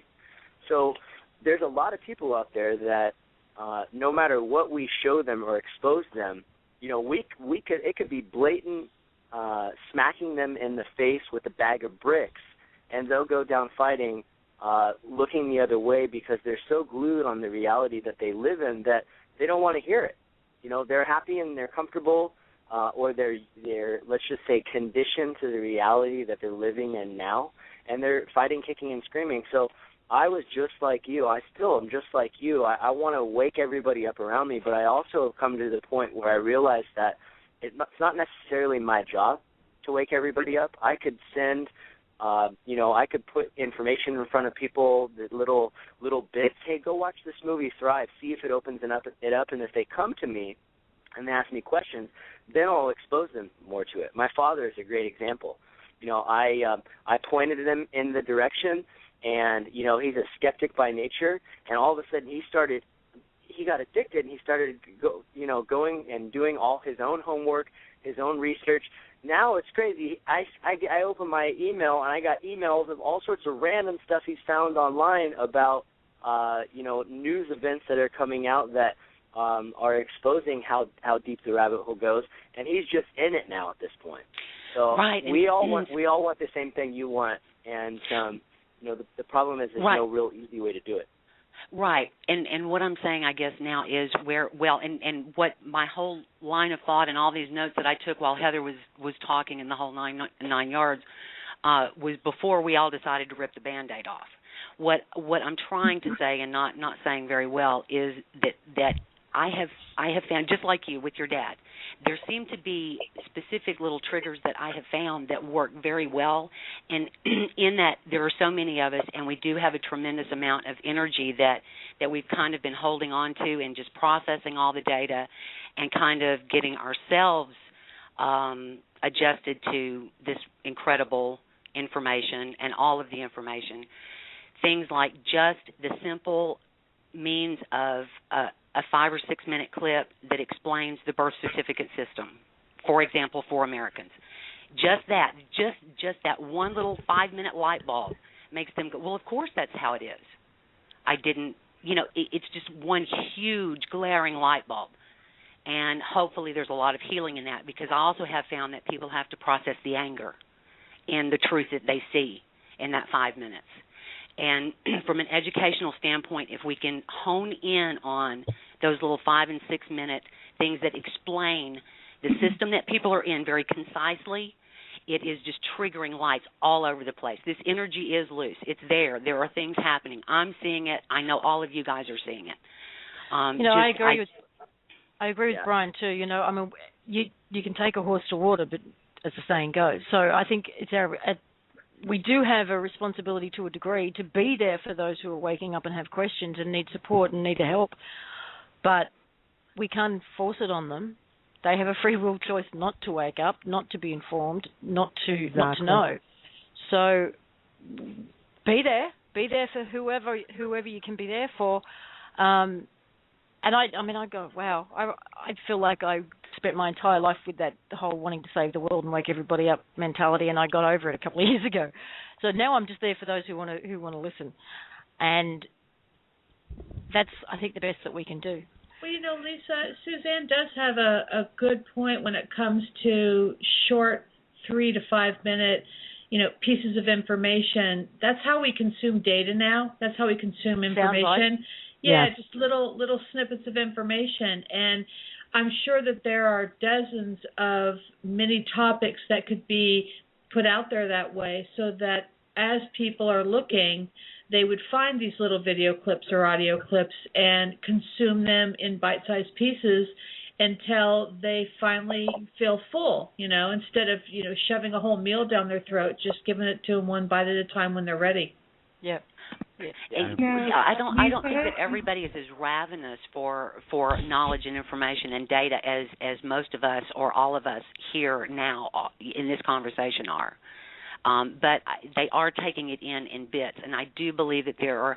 As a matter of fact, it's amazing the gifts that I found in just the guidance that I went through today, and just found little golden nuggets, and I've just been trying to put them out there. Just put them out there, and trust that the person that's looking is going to catch a 3 to 5 minute, 6 minute clip, and receive a light bulb. I'm just handing out light bulbs.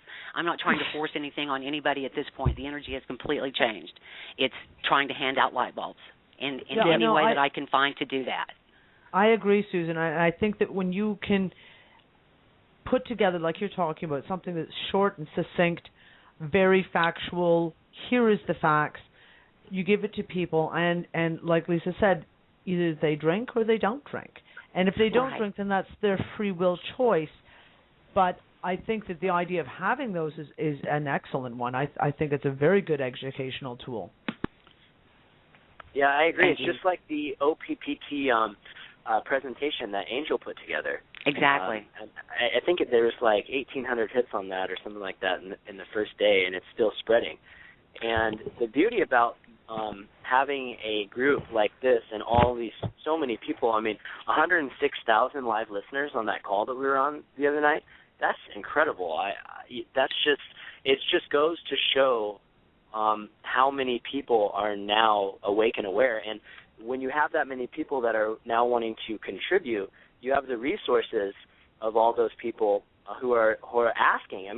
Ask Dee how many emails she gets a day for people that want to do and that want to participate. So rallying the troops and putting our heads together is a big part of this process that we've been talking about on this call, and it is invaluable. And when you really think down back to Prime, it's all, everything that's happened up to this point and where we're going is all by design. So the more that you slip into the stillness of what is and follow your excitement, because when you're excited, you're the most in balance and in tune with your source energy within you, then that's the direction that you're supposed to be going. And that's what's the most exciting about where we are at in this process, because we feel, it seems like we're very far along, but really we're at just now scraping the surface of being just at the beginning. Yeah, thanks, Brian. And same with the opt-in, the I Am Free opt-in campaign which we did on Facebook. We launched on Facebook last week. That's working in the sense of people are asking the question, what is this? Because some of them are having their news feeds inundated with photographs of people saying, I'm free, opt in. So they're asking the question, what the hell's all this about? What's going on? So it's working. Yeah. Absolutely. Yeah. Now, is Heather still with us? I believe so. Yeah, I'm just listening to all you guys doing. Yeah. I've just been sitting here contemplating what it looks like when the CVAC contracts are actually completed. Given the degree to which the task we have in front of us is related to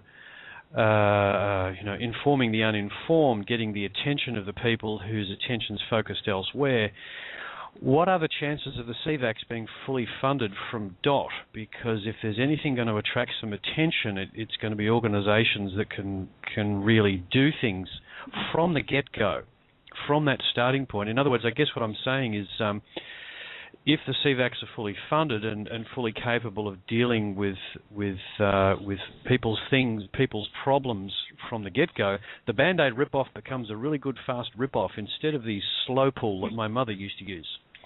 That isn't you what must have been a bad boy. Yeah, I mean, from a old paradigm banking position, right now the People's Trust and the One People, all equally, have the only valid, lawful, legal, commercial paper worth anything on the planet. And as far as what's backing it, truly what's backing it is prime value, but as of right now, all the gold, silver, precious metals are backing it until an informed decision can be made as to which one the people choose. So as far as banking and all that, we actually have that all. It's just a matter of, in the banks are really, I've had some calls from different groups, different financial groups, different banks, basically all trying to get public trust to be flexible or to come in and accept certain shuffling of the cards that they've done, and the people don't have to do that. The people are the only ones on the one people have the actual lawful legal value, the only lawful legal value that exists on the planet right now. So as far as going into fund, everything's there. It's just a matter of having the digital system to be able to go ahead and make the transfers and the tracking. That's it. And that, Caleb and I have been talking back and forth about going in there and just doing it. And there's lots of beautiful programmers within this group of people alone who are able to assist with that as well. So, it's just a matter of doing. We can have that up in a couple of weeks. You have my vote. I vote yes. Yes. All yes. those in favor say aye. Aye. Hey, Lisa. Aye for Lisa, everybody listening as well. Lisa, real quick, somebody, Angelina, just asked me if you could share the I Am Free Facebook page. How do people go and find that? Barbara's the one who knows that stuff at it. It's facebook.com/OPPTIN. There you go, Angelina. And tell Angelina, take a photograph. Add it to the group. I need to send mine in there. Yes, yours is missing. AK's is missing. Oh, well, yeah, I guess I should send mine. I'm sorry, I'll do that tomorrow. Thank you. Oh, guys, I have to say thank you. This has been an amazing couple of hours. I've only got 8 minutes left, so I'll call out to Mum. Is Mum still with us? Have you got any words you'd like to leave us with, Lois? Just keep doing what you're doing, and Mom ripped it off really fast. I don't do anything slow. My kind of mum. And Bob, anything you would like to leave us with? Oh boy, I'm just really, really glad at the response of all of the people and all of the listeners and all the support that we've been getting, because obviously it is having a grand impact on the universal scale. So everybody move into that vibration. Do the gold exercise. Free the energy around you in your home, in every place that you go. Free it. Let it be released. And go about your day in a more positive frame of mind, because we're heading into some beautiful, beautiful things in the future. Let it be as free as you wish to be. Indeed. Yeah, absolutely. And I keep promising that I'm going to lead a meditation, and we never have time. So maybe next week. Dee. Yes, darling. Do you have anything you'd like to leave us all with? Words of wisdom from Dee. Oh, I don't know about words of wisdom. It's a little late at night for that. A kick up the bottle, too. That's good. Yeah. Well, I'm all about pulling off Band-Aids real quick, and practical jokes. But we'll discuss that another time. I love your signs, Dee. What was that, darling? I love your signs that you were creating, Dee. They chuckled me. I know. I just wanted to make everyone happy for a few minutes. I just thought it was cute. I was talking about who I was going to put, No, I won't say that on the certain politicians. I was going to sneak up and put a sign on their back that says "I eat baby kittens," and things like that. You know, kick me, I'm stupid. You know. Yeah, you're giving people ideas. So creative, Dee. You just got to have fun with it. Well, you want fun? I was telling JJ if I had the money, I'd go out and buy the biggest amount of X-Lax chocolate flavored and mix it in with chocolate, send it to every politician on the planet so that we could get rid of all the bullshit. And bake them a cake. Make them a chocolate Then you got to cake. call a press conference so they're on TV when it's all going down. Absolutely. Yeah, Dee, the best description I've ever heard of that kind of circumstance is a fecal blizzard. Yes. Yes. Talk about releasing I like it. I think we should all get T-shirts that say "I'm free, opt in," and walk in front of Pennsylvania Avenue in front of the White House. Can we have fecal blizzard on the back? You can have anything you want, girl. Okay, Chris, how about you? I pretty much just at a loss for words. It's been absolutely fantastic.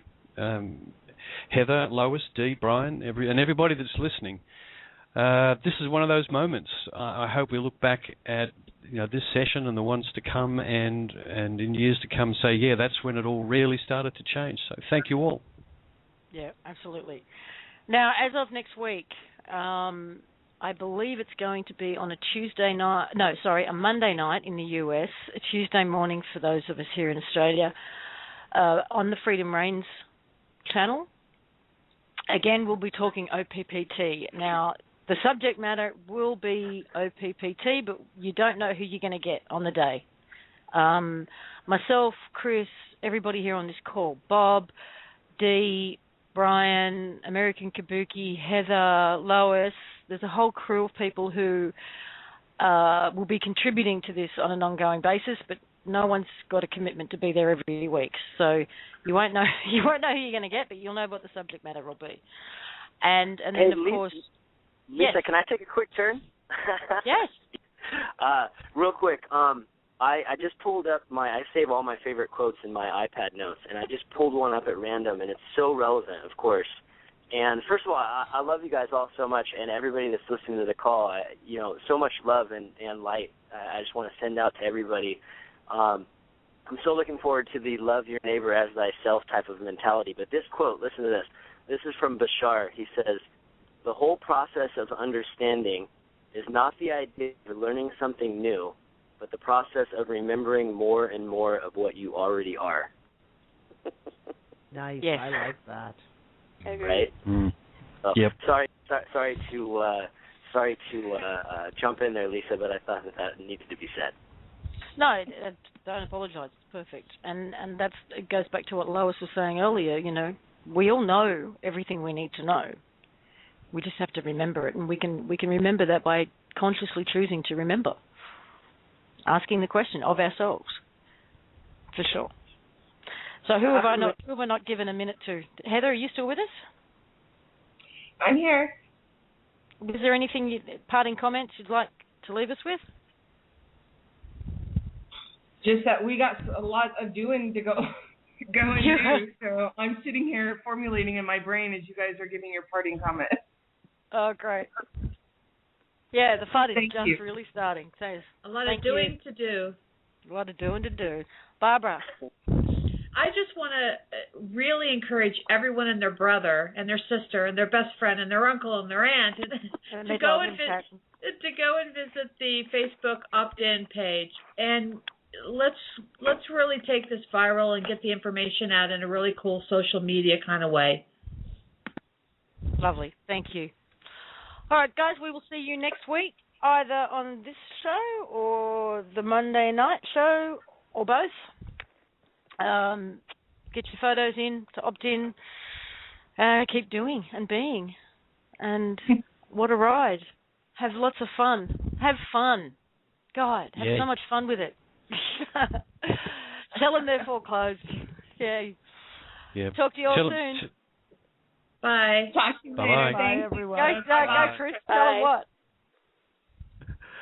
Tell them you're dealing with the trustee. They're foreclosed. Yeah, absolutely. Okay, we're going to go out with a song, Free Like Me. La, la, la, la, la, la, la, la.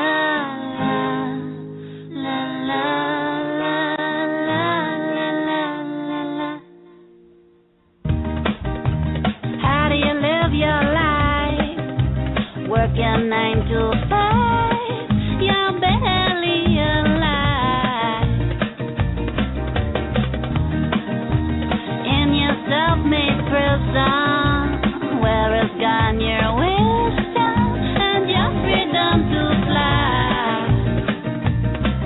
'Cause I've been to many places, I've seen so many faces, I've seen the world, and it's a beautiful place to be. I've been to many places, I've seen so many faces, I've seen the world, and it's a beautiful place to be if you are free. Free like me, free like me, free.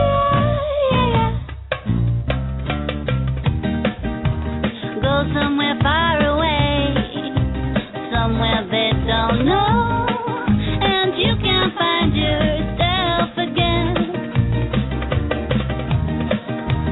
Take that fearful step, take that fearful leap, then I wish it was so sweetly.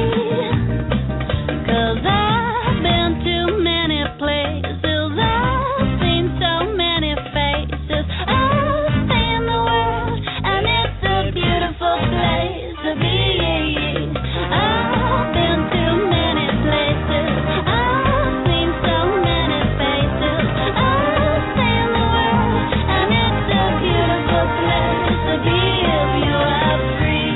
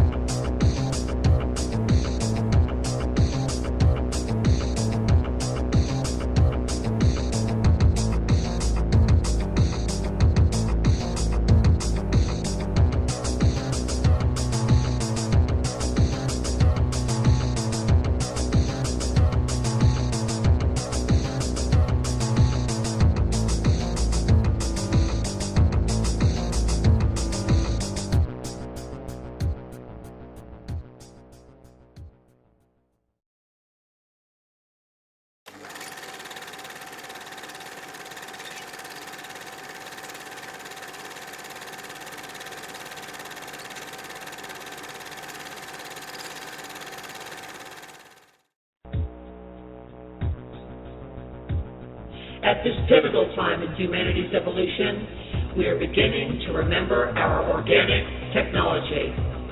A technology, when used correctly, can create an experience that the majority of people the world over want to live. It is time to use this technology consciously for our own benefit and healing, and no longer unconsciously for our own demise. We are divine creatures, creating both our own personal and our collective experience, moment to moment. We invite you to join us in the reawakening of this technology through experiment and experience the power to create and manifest. Become part of the 3%. The collective imagination.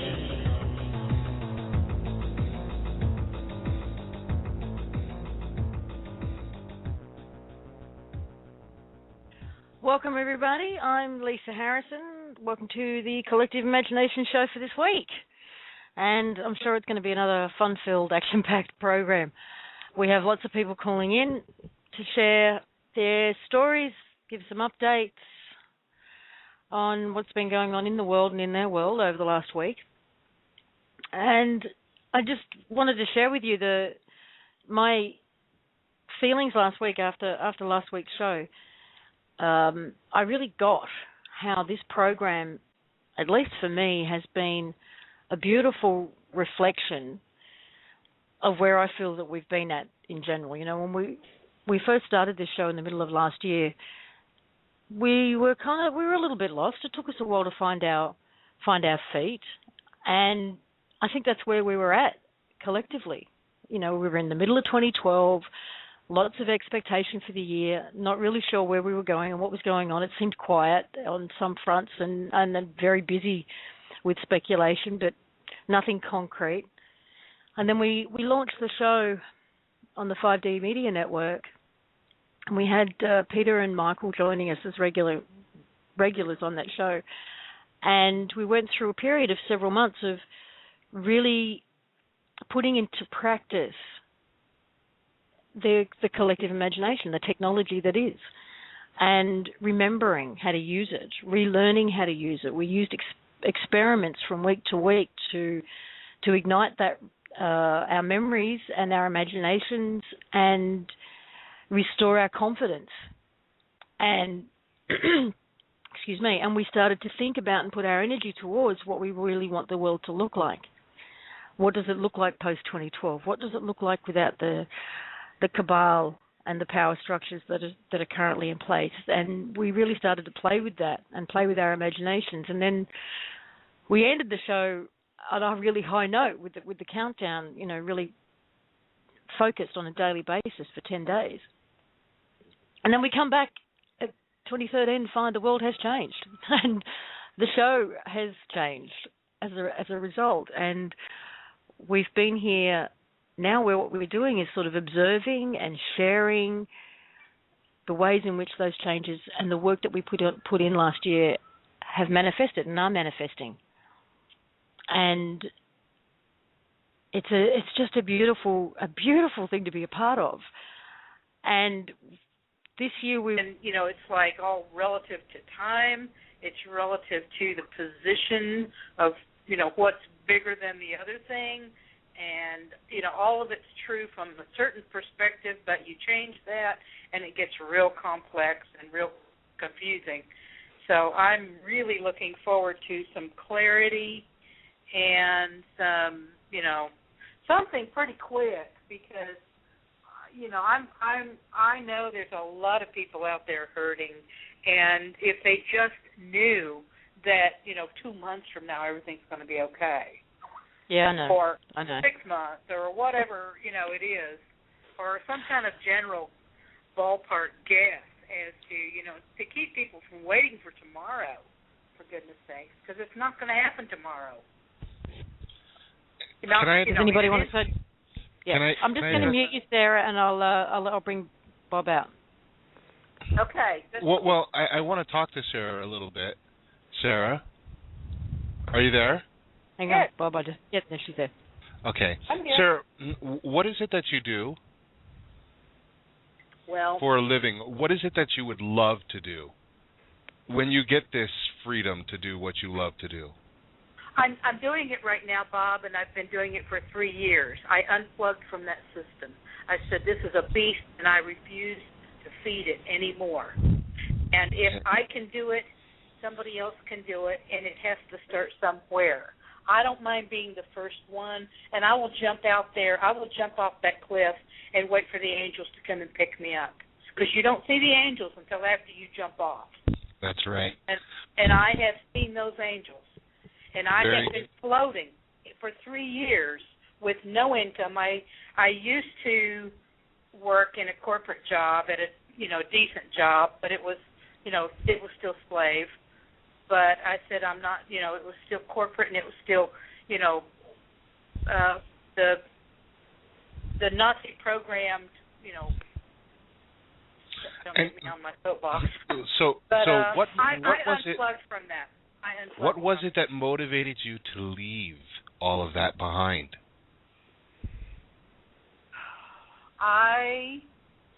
It was the truth burning inside of me. There you go.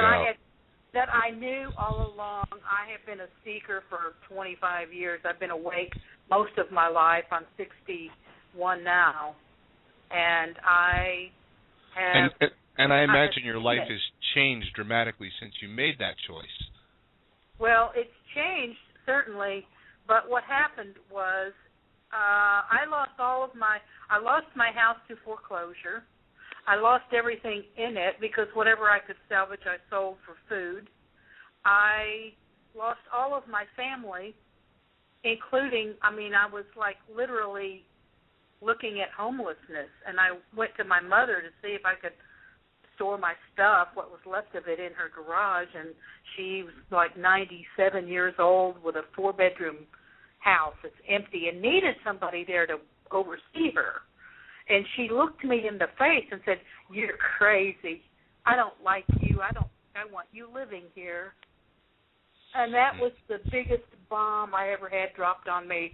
And I said, okay, by God, if I can live through that, there ain't nothing that can put me down. And I just have been going ever since on safe. And every month it's been different. But I have never gone hungry. I have had a roof over my head. And I do have a very, very strong positive angel that came into my life shortly before that, which was a bizarre thing in itself. But it was okay, Sarah, I'm gonna talk to you a little bit about, and this is for everyone, not just Sarah. Right. I don't. Phone. Oh, okay. You do that. Yeah. Okay. And area code 215. Area code 215? Yeah, that's me. No questions at this time. This is Derek. Hey, Bob. Hey, how you doing, Derek? I'm glad you finally made it on the show. Yeah, only by phone. Computer's something wrong with it. Okay, Derek, the same for you, darling. If you have a question, just hit 1. Otherwise, I'll mute you. Okay, not a problem. Okay. Thank you. And we've got area code 479. Oh, that's me. Who's me? This is Sarah. I'm in Arkansas, and I did not realize that I didn't push 1, so I don't have my hand up. That's okay. But I also could not get you on the computer, so I called in so I could hear the show. It's not functioning when you go to Blog Talk and click on. It doesn't come through on the computer. Well, that's interesting. I had that same problem, but when I refreshed, it worked. Interesting. Well, I just called in, and I thought, well, I can just listen, because the thing says, if you want to ask a question, push 1. But I don't have a question. I got lots of questions. Sure, I could. But that's, Well, we like to surprise people now and again, Sarah. So we just push the button just to see who was on the call and mess with your head a little bit. Oh, well. We're also expecting Dee to call in, and possibly Brian Kelly and a few others. So I'm just making sure I'm not leaving them hanging there. So I will mute you, and if you do want to come pipe in, just press 1. Well, let me while you got me on, let me just ask this. I think you answered my question a moment ago, saying that all the information is not in yet, and that was, I think, the simple fact that it's not all in yet, I think, is what's causing a lot of angst for a lot of people, including me, because I'm hearing bits and pieces of do this and don't do that, and this is not necessary, and yes it is, and, there's a swarm of, stuff that people are trying to sort out that needs to be addressed by somebody in the know, besides, the all of us trying to guess, and because there's a flurry building, I can feel it, and I'm in it, and I'm just as confused as anybody, and I am under the impression that the biggie has been done, and it's just a matter of getting the masses to understand it. For one thing, sounds monumental to me, and if that's what we're waiting on, with no other information offered, then we're going to be waiting a long, long time. But I'm hoping that there is more information coming that's going to jumpstart that next phase, which I sincerely hope is on the way.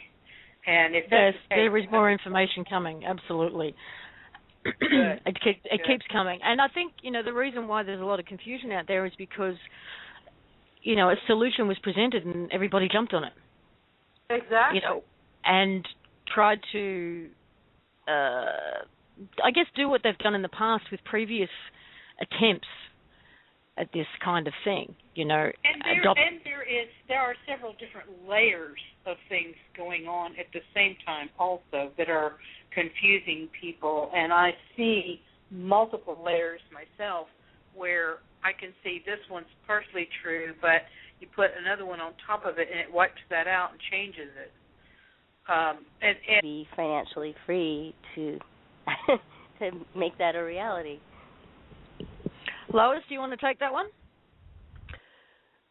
Well, there's still a lot that has to happen before that comes about, but it's not going to be like we envision. It's not going to be monetary. It's going to be probably more of a digital type thing. But Heather has more on that than I do, so that's all I can add at this time. But it is coming. Do you have any idea, how Sorry, long caller, that what was your name? Deborah. Yeah. Things are happening very, very fast, and I'm sure, as you can imagine, there's a lot of infrastructure and, behind-the-scenes goings-on that need to be put in place, and we also need to be, as the general public, we also need to be well-informed about all of our options in order to make educated free will choices about how to move forward and what to create and what it's going to look like. And we don't know enough yet. The information is still coming, and it's going to come in thick and fast over the next few weeks and months. And I know firsthand how much everybody is hurting. And we all want a solution yesterday. But jumping in too soon without enough information and without the proper infrastructure, isn't really going to serve us in the long run. So as much as I hate to say it, hold tight. And Lisa, that, people are predicting a lot of things out there right now. It's going to be this time, it's going to be that time. It's just not set yet. It's done, but it's the release of everything. There has to be other things done. I think there's one more thing that has to be done before it's completed. And I think to a large degree we'll know once it's done. Yes. There are some aspects of it that once they're done, that's when we'll find out about it. And there are many others where our contribution will be needed. So information and awareness is what we all need, and education. So it's going to be a bit of a process. Mhm. Okay. Well, thanks a lot. No, you're welcome, and thanks for calling in. Okay. Bye-bye. Bye. Do you think I answered that okay? Is that pretty accurate? Yes, that is really accurate. Oh, good. And we've got area code 316. Area code 316. If you're in the queue, just say hi. It may be you. Hi, it may be me. It's Suzanne. Hi, Suzanne. How are you? I'm fabulous. Grateful. Did you have a comment, a question, or are you just listening? Or No, I'm hanging out, listening. It's good to know I can pop in a question if I need to, if that's okay. Absolutely. I'm processing a lot of information. I think that goes unsaid for all of us. It does, yes. Well, just mute yourself if you don't mind, so we don't pick up any background noise, and you can unmute when you have a question. Okay, if I have...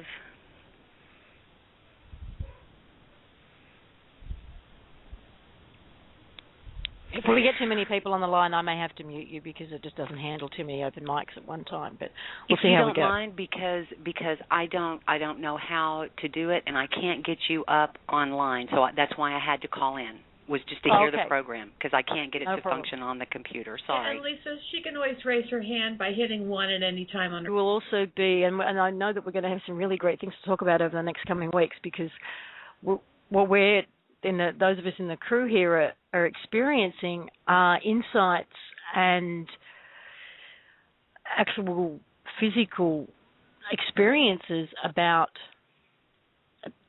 these new abilities that are coming on board, telepathy and the technology for that, the manifestation, creating our reality and the technologies behind that as they're evolving and changing, and we're experiencing them and playing with them and having a lot of fun with them. So we're going to be talking a lot about that too over the coming weeks, including today. And I just, before I go any further, I'll bring everybody else out, bring the rest of the crew out. Barbara in New York, you with us? I am. I'm exhausted with what you just said. Are you? Sorry. Why? Because I'm like, yes, and it's like I felt like I was running down a track going, she's right. It's like I kept going faster and faster. You have me all wrapped up. Oh, good, excellent, great place to be for the start of the show. And we've got Chris in Melbourne.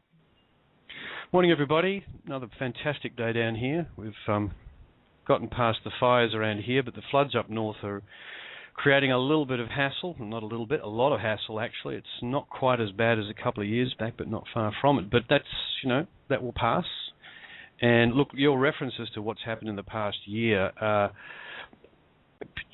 really, did all that happen? It seems, it just, as I said, I think, in one of the shows last week, think about where you were a month ago and the things that have happened since with the OPPT, but think about a year ago where you were. Go back a year, and that's a different universe to me. Quite extraordinary. It's a whole other reality. And the rate of change is going vertical. If anyone's heard of the Kurzweil singularity, where the rate of change goes vertical, I think we're not far from it. I think it's about to go ballistic. So hold on to your hats, folks. Hold on to your hats. Yeah, speaking of the Queenslanders, unfortunately, a lot of them are still in recovery from what took place 2 years ago, and now they've just been hit again. So love goes out to them, to all of them. Indeed. And Bob in Pennsylvania. Hello, everyone. And if everyone can't recognize my voice, it's because I have a new microphone. Thanks to a gifting from Lisa. Thank you. And I can only echo what you guys said. More is happening in a day than what used to happen in a year 5 years ago.